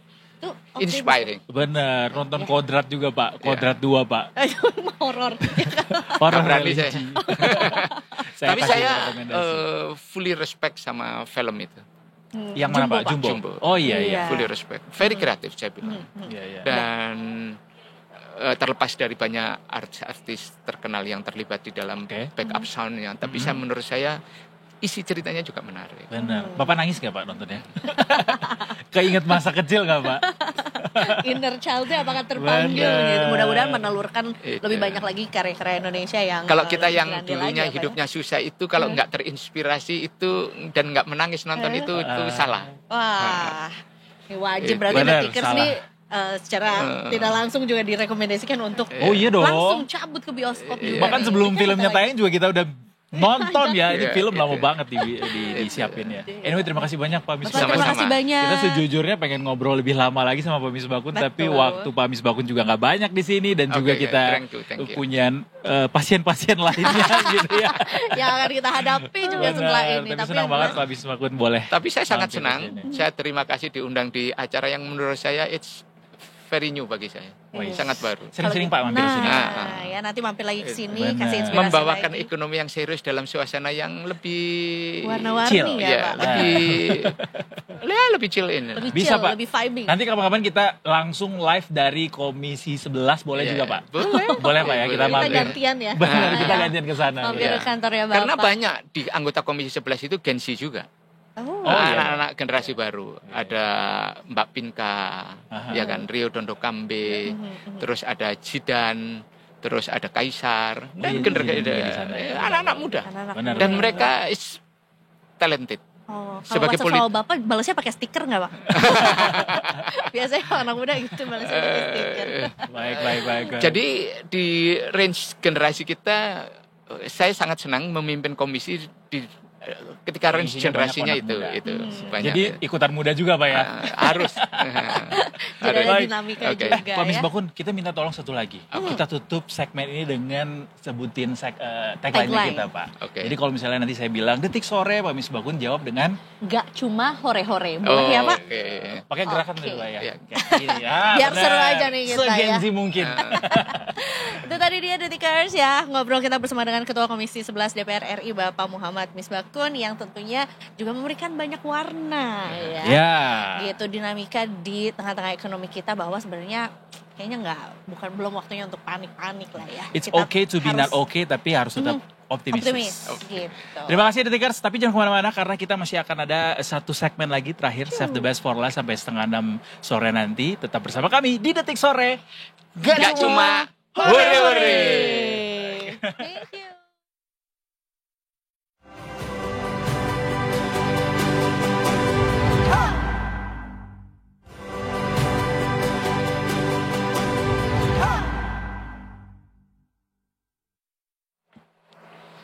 The Tickers masih belum bosan kita untuk membahas soal seorang sosok ya yang kayaknya memang akhir-akhir ini jadi topik pembicaraan di mana gitu. Termasuk tadi kita juga baru kira udah beres ya ngomongin orangnya. Ngomongin orangnya udah beres. Kita ngomongin bagaimana menghadapi sebagai seorang individu gitu ya. Tadi kan dari sebuah perspektif bagaimana negara ini harus menyikapinya kan. Kalau sekarang gimana kita sebagai sebuah insan Cahaya Ardika, bukan ya? Waduh, siapa itu? Sebut tuh nama lengkap banget. Seorang manusia, individu menyikapi fenomena ini, kejadian ini gitu ya. Ya, memang perlu diakui bahwa ini jadi satu challenge lagi lah ya, terutama juga buat kita semua atau The Tickers yang memang niatnya sih tahun ini tuh mau lebih banyak berhati-hati atau mungkin mau membuat keputusan besar dalam keuangannya. Menikah. Gitu. Cie.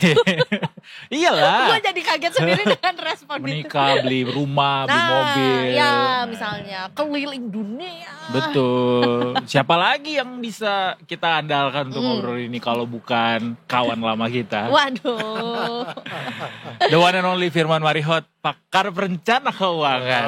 Di sini sekarang Tahun baru. Welcome back. Makasih. Pak, dipakai dong topinya. Oh gitu ya? Jauh all the way from Los Angeles loh. Ya? Dipakai tapi dibalik, Pak. Biar apa, gaul? Biar takut orang-orang. Tapi jadi gak kelihatan, Pak. Jadi gak kelihatan. Aja, Pak, ya, nah, biar jadi terang kan. Tunjukkan pesonamu. Iya. Pak Firman apa kabar? Baik Mas Edo. Baik Pak ya. Seru ya? Kemarin di tanggal berapa pembukaan market? Tanggal 8. Hari Selasa. Benar, hari betul. Selasa ya. Ikutan panik juga Pak? Atau sudah mengamankan? Udah diselamatkan. Sudah diselamatkan. Karena kalau posisi lagi libur begitu, itu ada resiko yang sebenarnya kita nggak bisa ukur tuh kan. Itu sebabnya biasanya untuk yang saham-saham yang untuk fundamental, nah itu biasanya saya akan tetap. Tetapi dengan kondisi yang saya udah duga terkait dengan perang dagang, nah saya udah posisi amankan dulu. Tapi kemarin waktu indeks merah, kemarin persis saya masuk. Nah, apa nasihatnya buat teman-teman yang nyangkut kemarin dan hari ini mungkin terlambat untuk memetik buahnya? Kalau masuk kemarin harusnya nggak terlambat. Tapi kalau masuknya sebelumnya, ya, nah itu mungkin baru BEP ya mungkin ya. Tapi kalau sebelumnya kayaknya masih bisa BEP ya. Nah tergantung saham yang dipilih. Tapi kalau saham-saham seperti Big Bang yang seperti itu kayaknya hari ini cuan ya. Nah, hari ini cuan. Kirain Pak Firman bakal mengeluarkan quote-quote kehidupan tadi kayak. Ditahan dulu kayaknya, ini baru awal segmen juga, tenang dulu ya Pak ya. Iya, Nanti abis di akhir segmen kita minta kata-kata hari ini ya Pak. Iya betul. Siapin ya Pak ya. Nah ini lagi-lagi ngomongin soal perang dagang yang berimbas gitu sama ya negara kita sama ya ASG lah dan segala macamnya juga. Apa-apa ada nggak sih sebetulnya sikap yang tepat gitu untuk menghadapi ini gitu? Oke. Maka tema kita hari ini kan terkait dengan kondisi yang market seperti sekarang. Investor muda pasti mengalami goncangan. Terutama yang pemula pasti kaget. Tiba-tiba Porto gua merah. Tiba-tiba kok minus 20 nih. Betul, minus 20. Uangku kemana? Gitu ya. Apalagi kalau dia milih saham-saham misalnya yang nggak jelas seperti itu. Itu pasti akan membuat dia tanda kutip kapok. Tetapi sebenarnya di market ini hal yang biasa. Ya, ada siklus. Justru kalau kita lihat ini adalah potensi, ada beberapa yang bisa nangkap ini adalah potensi yang bagus untuk opportunity untuk dia masuk pada saham-saham misalnya yang seperti fundamental bagus.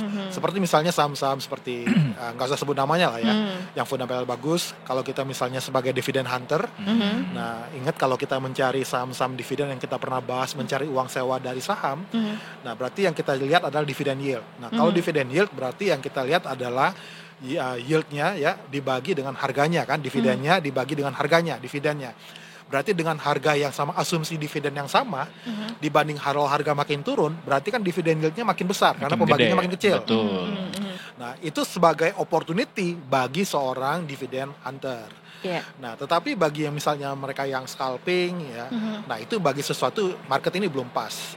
Nah jadi ini hal yang biasa buat investor pemula, jangan kaget bahwa ini adalah bagian dari pembelajaran. Nah, jadi mereka harus tahu, justru ini jadikan pembelajaran. Kenapa ya bisa seperti ini ya? Efeknya apa? Oh, ternyata kondisi politik bisa mempengaruhi di IISG tuh. Bukan hanya Amerika yang buat seperti itu, tapi pengaruhnya ke seluruh negara, global. Nah, kena indeks Asia semuanya hancur lebur. Indonesia apalagi.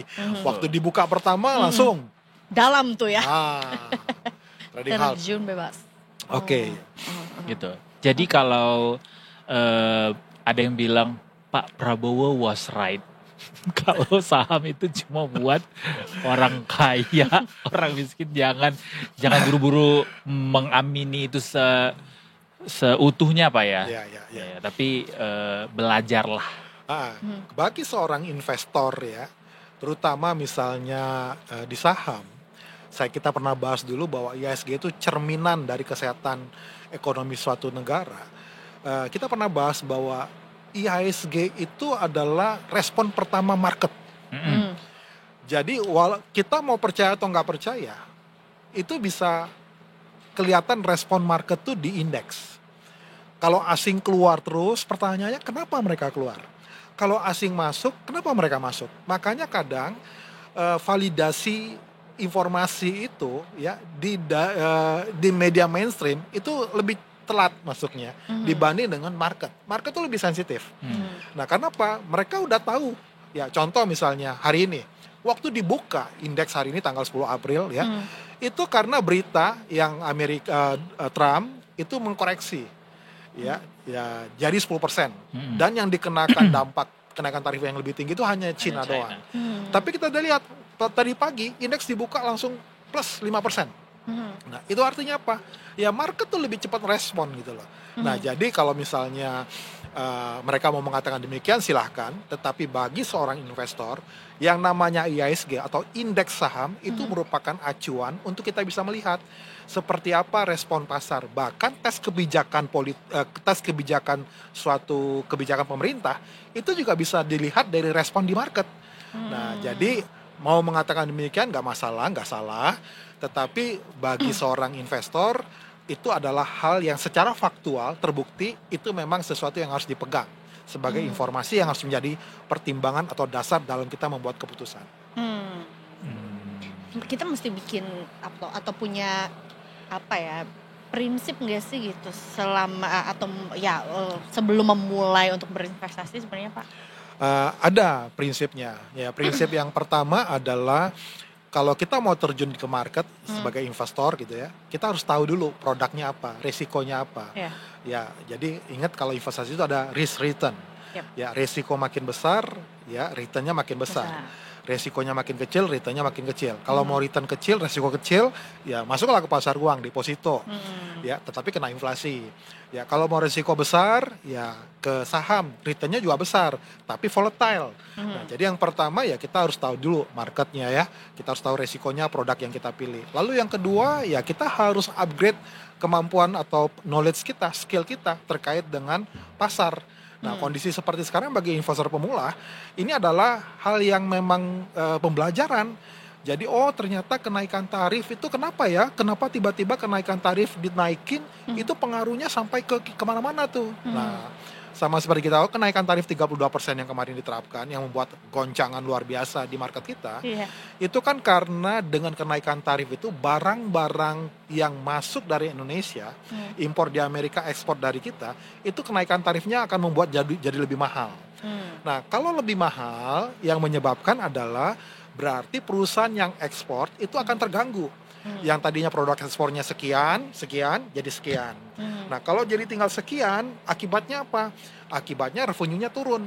Nah, kalau itu sampai menimbulkan kerugian, nah dia ujung-ujungnya bisa mem-PHK karyawan. Nah, bagi seorang investor apa kenanya?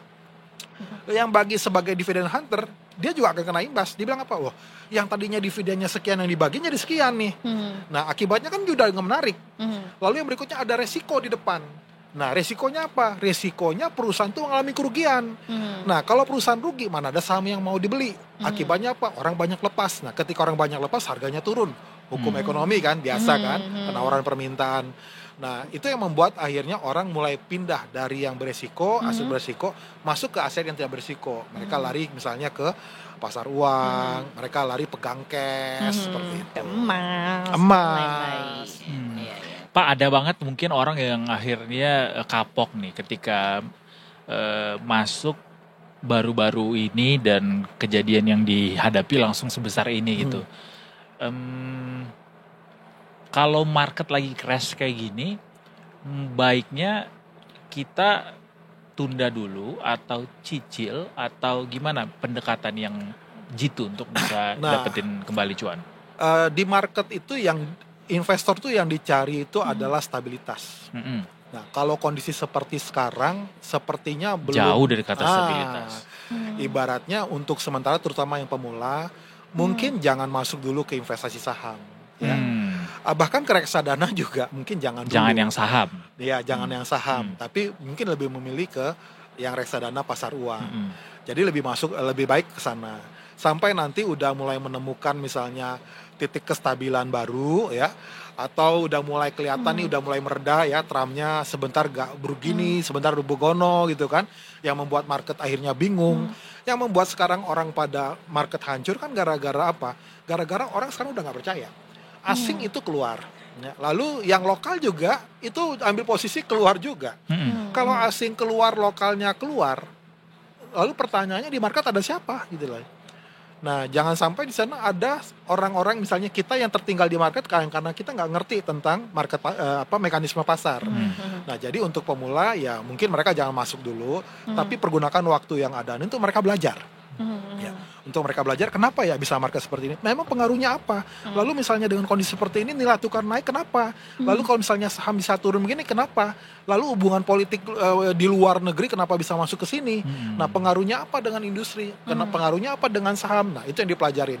Sehingga ke depan, nah dia mulai mengantisipasi kalau ada yang kegiatan modal-modal yang begini. Nah, kalau ngelihat pergerakan hari ini kan rasa-rasanya ada yang bilang ilmu fundamental mah nggak kepake lagi di sini, ilmu teknikal nggak kepake lagi di sini. Nah, setuju banget. Saya pernah bilang kemarin bahwa sekarang itu shifting industry itu bukan hanya terjadi di beberapa sektor, tetapi termasuk juga di pasar saham. Contoh. Dulu kalau kita mau beli saham itu kita lihat fundamental. Tapi sekarang kita lihat perusahaan yang fundamental bagus, setahun terakhir itu minus. Tetapi saham-saham yang tanda kutip ada orang istilah anak-anak zaman sekarang saham konglo gitu ya. Nah, saham konglo itu walaupun pernya mahal, ya pernya tinggi itu. Kalau kita bicara per di Detik Sore ya di Sunset Talk, per itu menceritakan balik modalnya berapa lama sih? Per yang udah ratusan, ibaratnya ratusan tahun. Baru balik modal, secara logika kita kan nggak mau investasi di perusahaan selama yang itu balik modalnya adalah ratusan tahun gitu loh. Nah, tapi itu naik terus seperti tanpa batas. Nah, itu salah satu perubahannya. Kenapa? Karena anak sekarang investasinya tuh ikut-ikutan. Ya, mendengar berita yang saat ini sangat luar biasa masif sampai yang kebenarannya kita nggak tahu nih mana yang benar atau enggak. Di sini yang dibutuhkan investor harus makin pintar. Bagaimana dia memfilter informasi yang ada, tetapi harus balik lagi bahwa fundamental itu lebih penting. Nah, apalagi kalau kita lihat ya kebijakan seperti kalau dulu mungkin ya investasi itu kita udah bisa tebak. Nih kemana nih arahnya? Kalau sekarang apa kita bisa tebak? Enggak. Contohnya dulu tarifnya 30% di Indonesia. Sekarang tiba-tiba berubah. Belum juga seminggu. Nah, udah berubah. Itu yang membuat indeks harga naik begitu tinggi. Jadi deg-degan. Sekarang trampologi. Iya. Enggak lagi fundamental teknikal. Dulu waktu Trump 2018 sebagai presiden Amerika juga kan mengalami hal yang mirip. Walaupun tidak segoncang sekarang. Betul. Karena sekarang perang dagang dan itu saling bales kan antara Amerika dan Cina. Dan mungkin juga sekarang arus informasinya juga jauh-jauh lebih cepat juga dibandingkan dulu gitu ya. Nah, betul. Kita juga kayaknya mau nggak mau suka tidak suka juga terpapar dengan informasi-informasi yang banyak dan kita juga kadang nggak punya waktunya, nggak punya energinya untuk memilah itu Pak gitu. Iya, betul. Tapi benar nggak sih Pak di momen-momen krisis kayak gini nih biasanya ada aja yang mencoba untuk ngambil untung secara culas gitu Pak, alias kayak memanfaatkan situasi chaos atau panik orang-orang dikelabui gitu. Gimana caranya supaya kita bisa terhindar sama kayak gini-gini Pak? Nah, kembali lagi untuk menjawab pertanyaan Mas Edo, kita tidak bisa menaifkan bahwa saham atau pasar saham itu tidak bisa dijadikan sebagai sarana untuk culas untuk cari cuan. Selama itu terjadi di sistem market, itu tanda petik itu sah-sah saja. Nah, tetapi akan menjadi masalah ketika misalnya kita yang tidak mengerti di sana itu jadi bulan-bulanan atau subjek atau objek permainan daripada orang yang memanfaatkan hal tersebut. Nah, caranya gimana? Berarti kita harus memastikan bahwa kita bukan sebagai objek permainan daripada orang yang culas mencari keuntungan di market. Nah, caranya ya itu tadi, kita harus harus bijak, harus kita punya pemahaman tentang pengertian bagaimana mekanisme pasar bekerja dan bagaimana saya bisa memaksimalkan posisi saya di dalam market yang mekanismenya seperti itu. ya mau nggak mau ya literasi keuangannya harus ditingkatkan, skill terkait dengan investasinya harus ditingkatkan. Tujuannya supaya dia tidak menjadi objek penderita. Betul. Seperti itu. Benar sekali. Jadi harus lebih berhati-hati, harus lebih banyak riset gitu ya. Dan sepertinya kayaknya nggak apa-apa juga kalau mungkin menghindari resiko yang terlalu besar gitu ya. Betul. For now gitu ya. Betul. Kalau memang tujuannya ya mencari untung Mencari gitu. untung benar di kondisi yang sekarang. Terakhir juga kita kan lihat berita banyak nih orang sekarang berburu emas. Iya. Mengamankan aset emas. Cari walaupun emas-emas. walaupun sempat anjlok kemarin ya. Dan hari ini udah naik tinggi lagi. Gimana Pak Firman, rekomendasi atau mungkin sarannya buat orang-orang yang mungkin sekarang berbondong-bondong cari emas, apa tips and triknya mungkin? Oke, emas itu kembali lagi lindung nilai ya, hedging ya. Lalu tambah lagi di saat kondisi yang tidak menentu, orang akan mencari posisi yang aman. Nah, dalam hal ini salah satunya adalah emas. Tetapi menurut saya emas sekarang menurut saya itu udah tinggi ya. Mungkin dalam waktu dekat akan ada koreksi ya, mungkin ada koreksi. Tetapi nggak juga. Kalau seandainya terkait volatilitas market dan arah yang semakin nggak jelas atau resiko yang meningkat ya, itu pasti orang akan akhirnya mencari, dia punya uang nggak mungkin dipegang di cash. Dan dia harus buat pilihan. Pilihannya apa? Dia beli pasar uang atau deposito kalah dengan inflasi. Yang paling mungkin adalah mau nggak mau emas, makanya harga emas naik tinggi, ya. Tetapi menurut saya dengan posisi kondisi seperti sekarang, ya resiko yang paling kecil adalah memang ada dua, satu pegang cash, satu lagi adalah kalau mau nggak pegang cash, ya simpannya di emas. Berarti keputusan yang cukup bijaksana kalau mau mengamankan aset saat ini dalam bentuk emas. Ya, dengan melihat pada posisi resiko yang meningkat ke depan. Tapi kalau misalnya resiko itu mulai hilang, ya menurut saya sih dalam jangka pendek emas pasti akan koreksi. Tapi untuk jangka panjang, menurut saya emas bisa dipakai sebagai alat investasi yang cukup baik. Baik. Mantap dong ya, koleksinya udah 2,5 kilo. Banyak emas saya mah. Mas ketir. Anyway, Detikers, kita juga baru saja mendapatkan kabar kejutan begitu ya, breaking news bahwa aktris senior, penyanyi senior kebanggaan kita semua Titiek Puspa baru saja meninggal dunia jam 16.25 waktu Indonesia Barat tadi sore, berarti ya baru saja ini sekitar 15 menit yang lalu. Melalui sambungan telepon disampaikan oleh manajer Eyang Titiek Puspa sendiri. Ya, seperti yang sudah diketahui juga bahwa sebelumnya keluarga Eyang Titiek Puspa ini memang pernah angkat bicara juga soal mengenai kondisi yang dialami oleh mendiang, yaitu adalah pendarahan otak kiri yang dialami oleh beliau yang akhirnya harus menjalani perawatan intensif di Rumah Sakit Medistra Jakarta Selatan. Dan kemudian sempat juga disampaikan oleh anak pertamanya, yaitu adalah Mbak Peti Tunjung Sari, yang mengungkapkan bahwa awal mulanya adalah saat beliau sedang melakukan proses syuting di salah satu program televisi juga di tanggal 26 Maret 2025 dan mengalami pingsan. Gitu. Baik. Tentunya kami segenap redaksi Detikcom dan juga ada tim dari Detik Sore mengucapkan berbela-sungkawa sedalam-dalamnya atas kepergian Eyang Titiek Puspa. Semoga arwah beliau diterima di sisi Tuhan Yang Maha Esa dan tentunya seluruh keluarga diberikan ketabahan. Ingat Eyang Titiek Puspa nih banyak banget ini ya memorinya ya. Pak Firman juga pasti juga punya memori dong dengan seorang Titiek Puspa. Lagunya apa diingat. ya? Apanya dong? Kupu-kupu malam? Kupu-kupu malam. Ya, kita kirimkan doa yang banyak gitu ya. Usia berapa ya? 87 tahun. Luar biasa. Gua terakhir nonton Eyang Titiek Puspa itu live di Synchronize kalau nggak salah. Ya, Synchronize tahun lalu. Wow, iya. And it happens to be the one of the best moment in my life karena bisa ngelihat beliau tuh masih tetap semangat di umur segitu di atas panggung bareng sama bocil-bocil yang juga dulu menghibur kita di televisi, Joshua, Tasya dan segala macam. Memberikan nostalgia gitu ya, tapi dengan cara yang kekinian banget juga gitu. Waktu itu beliau udah di kursi roda juga, tampil di atas panggung, cuma masih tetap sempetin berdiri buat joget. Beliau kan kalau joget tuh gini-gini gitu ya. Iya, tetap anggun dan demure Bener, ya. benar sekali. Gitu. Dari zaman Presiden Soekarno beliau sudah aktif gitu ya.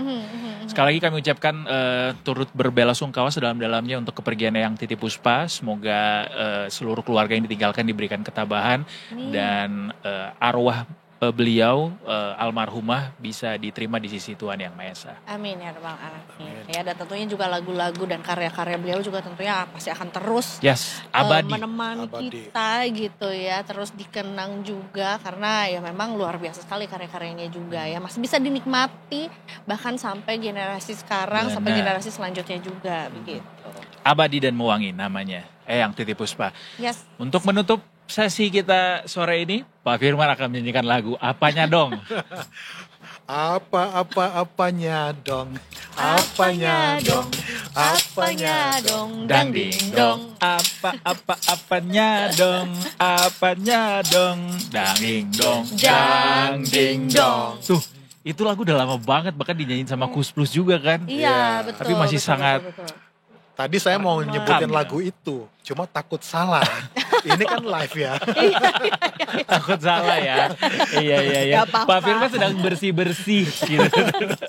Aku tadi kubuat. Anyway, terima kasih banyak Pak Firman. Terima kasih Mas Edo. Sudah mampir kembali Nanti. ke sini. It's so good to have you back here. Dan nanti mampir-mampir lagi apa ya. Siap. Mungkin ketika kita ngomongin soal ekonomi, apakah akan terus bikin dar-der-dor ya kan, atau mungkin akan lebih membaik, kan ada banyak cerita lainnya juga atau kabar berita lainnya. Pokoknya kalau juga. lagi ke Jakarta sempetin deh mampir ke Detik Sore Iya. ya. Terima kasih. Jakarta masih tetap banyak. Siap Pak Firman. Ya. Terakhir banget. Kata-kata hari ini. Kata-kata hari ini bebas. market turun. Ya. Terakhir bilang paham gitu Pak ya. Ya. Ke situ Pak kameranya Pak. Ditutup paham. dengan Iya. Kata-kata hari ini Pak Firman. Kata-kata hari ini walaupun market turun dan itu menjadi sesuatu yang sulit bagi Anda sebagai investor pemula, jadikan kesulitan hari ini sebagai tanak tangga untuk naik. Paham? Paham gitu Pak. Paham gitu, iya, kasih paham. Jadi pakai jadiin anak tangga. Betul. Ada satu lagi. Lagi. Sekali lagi. Yang menjadi masalah bukan masalahnya, tetapi yang menjadi masalah respon terhadap masalahnya. Paham? Oke, itu pahamnya boomer kayak gitu ya, pahamnya boomer. Kalau pahamnya Gen Z beda lagi. Iya, versi Pak Firman. Benar, the one and only. Cuma dikeluarin di sini loh. Betul, belum pernah di gitu podcast lain pernah dikeluarin. Mahal tadi tuh.